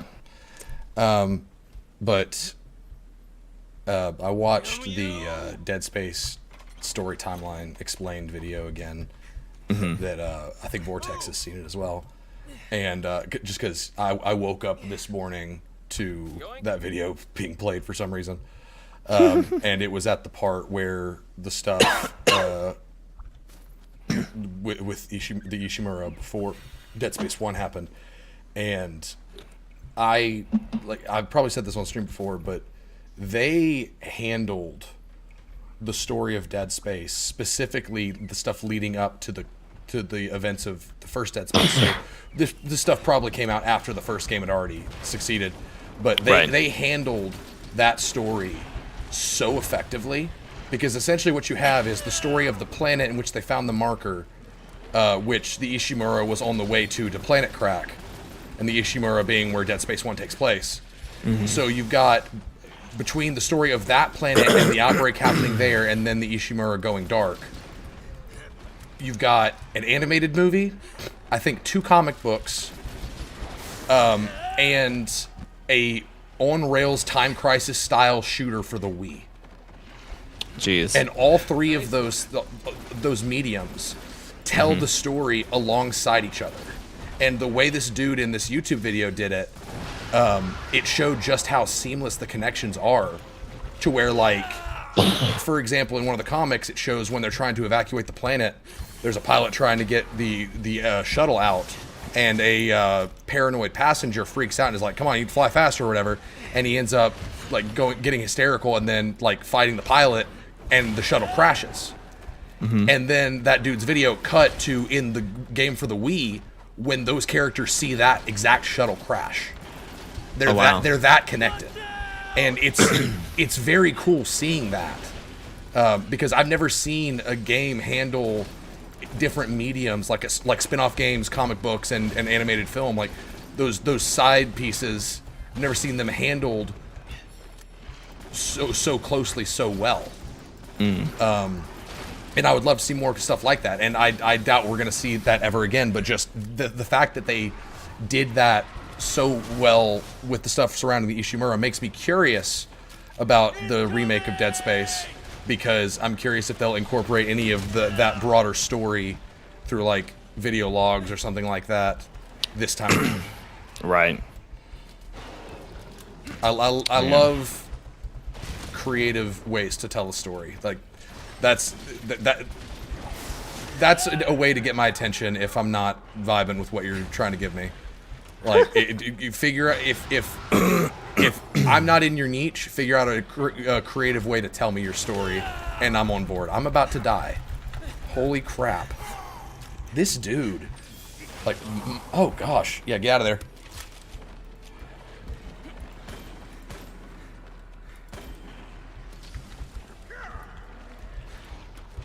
He's right behind you. Just keep running.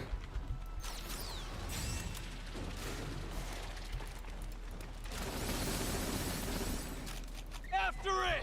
Okay, we need to regroup. Just run. You sure? I went looking for a skunk and I couldn't find one. I don't know if you picked up one. I thought I picked up 2. I know I haven't used them both. Let's retreat for now. Yes, retreat.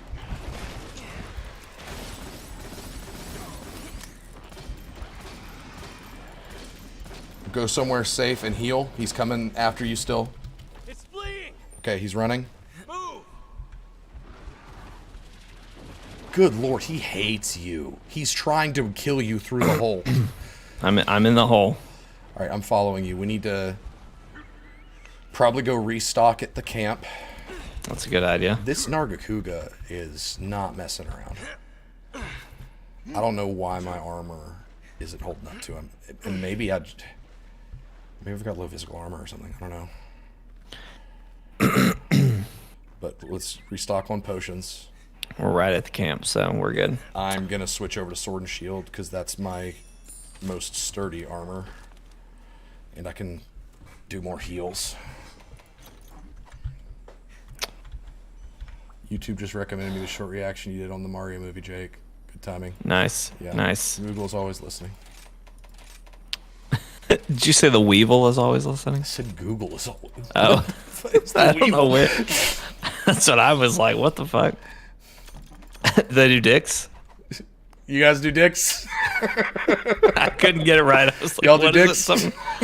Some dicks.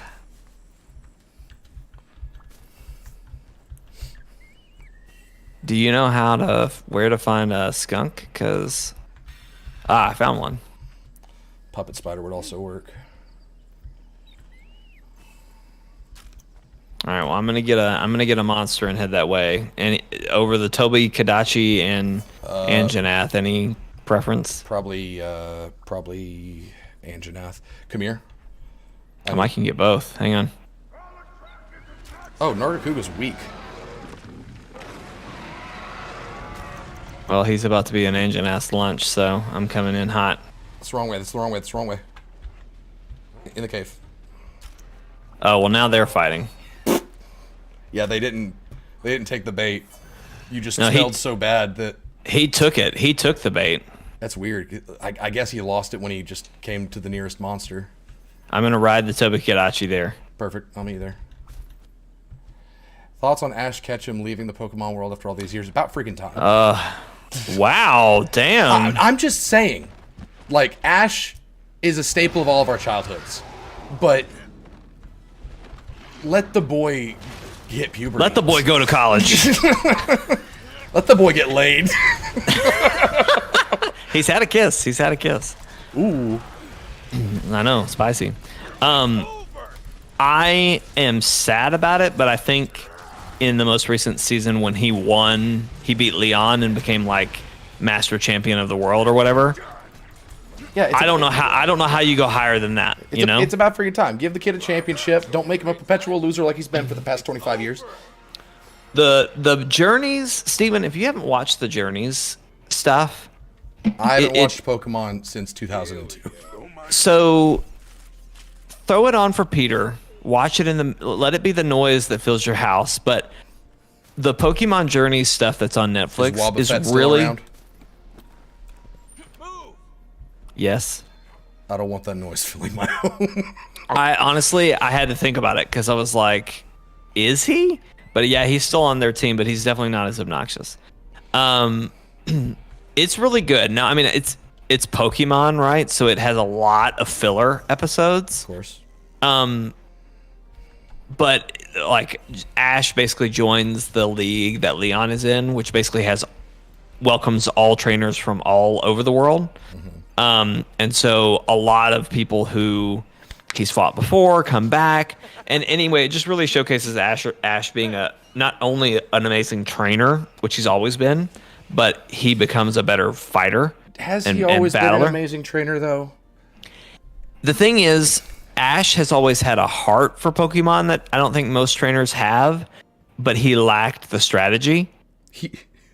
You know what I mean? Like, I mean, Pikachu. He trained Pikachu, and just because he loves Pikachu. He just refuses to do he uses other people, obviously, but like, I don't know. He in a moment where like one and this is a good example, I think, in the Alolan region storyline.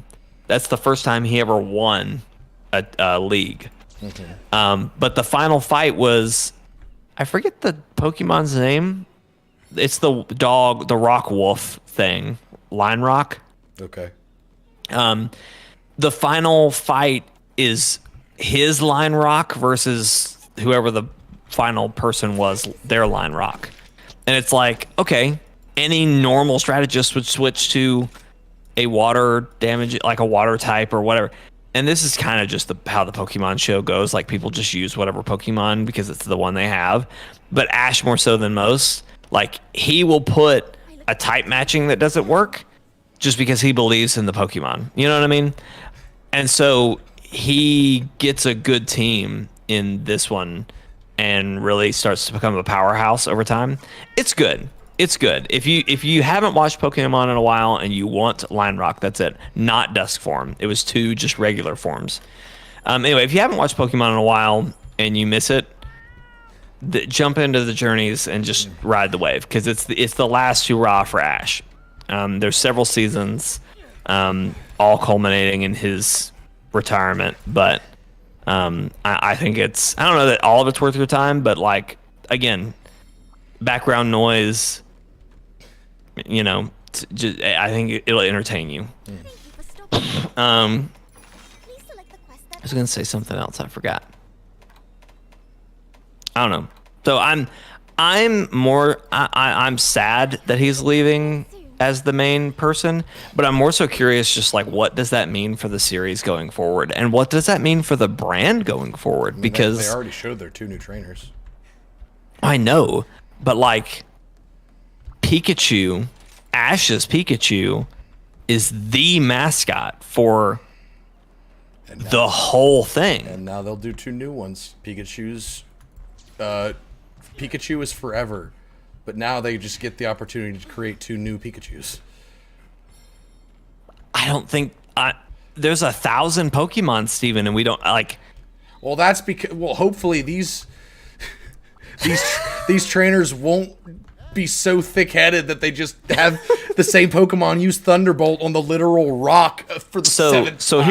here's my get hype theory. Okay, I think the 2 main protagonists that they showed are going to be Ash's children. That's been debunked by Matt Pat, but I had heard that as well. Well, it would make sense, at least in the Pikachu conversation, because maybe Pikachu leaves Ash and goes with the kids. You would rather Pikachu left Ash just so he'd continue to be a mascot than just have a different mascot? All I'm saying is I don't think there's a replacing of Pikachu. There's not. Well, there's no. Let me. This is what I'm saying. So, okay, they introduced Pikachu 2 in Pikachu in with the new protagonist. Okay, whatever their partner Pokemon is, whatever. I don't care. Maybe it's an Eevee. Whatever. That would be awesome. But whatever. Whatever it is.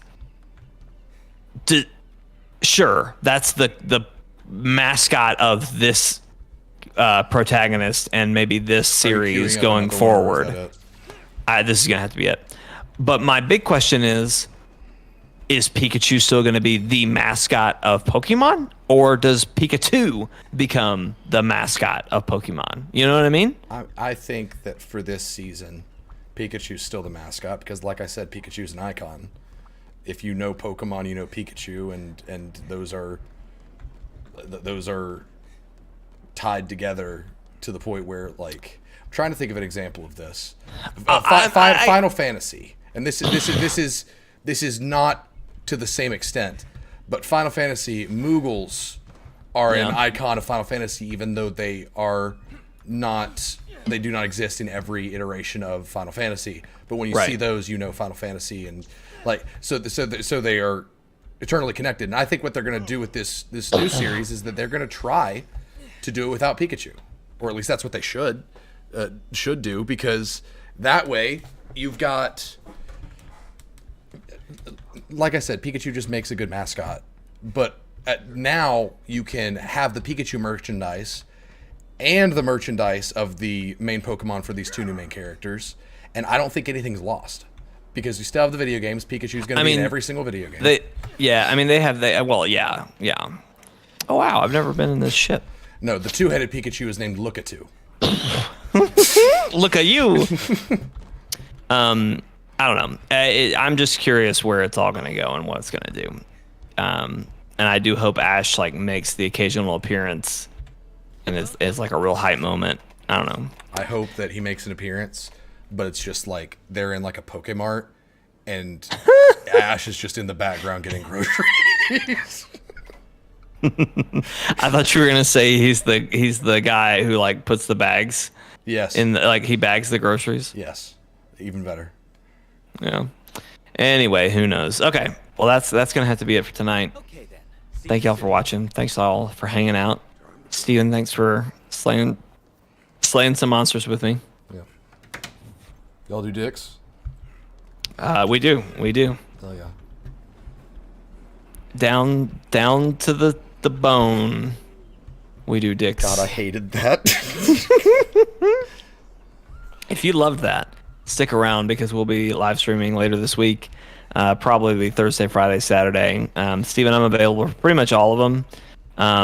I wouldn't mind potentially doing like an afternoon Friday stream or something. We'll see what the boys are. If it's just you and me on Friday, if it looks like it's just you and me on Friday, we may just try to do something early. But either way, look for those. For Spoken's coming out tomorrow, so I'm excited about that. I don't know that I'll stream that, but I'll definitely have thoughts whenever that comes around. Maybe I solo stream that Friday. I don't know. Maybe that can be my contribution, and then if y'all want to do something else later that night, we'll see. Stick around, all that jazz. We'll talk to you guys later. Bye. Later, Aaron. Thanks for tuning in. Yeah, Aaron. See you later, bud.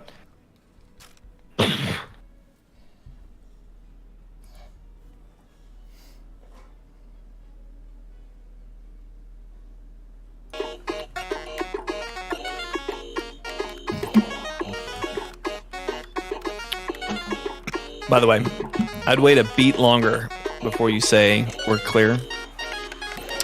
Just because I've noticed in the last couple streams I've watched,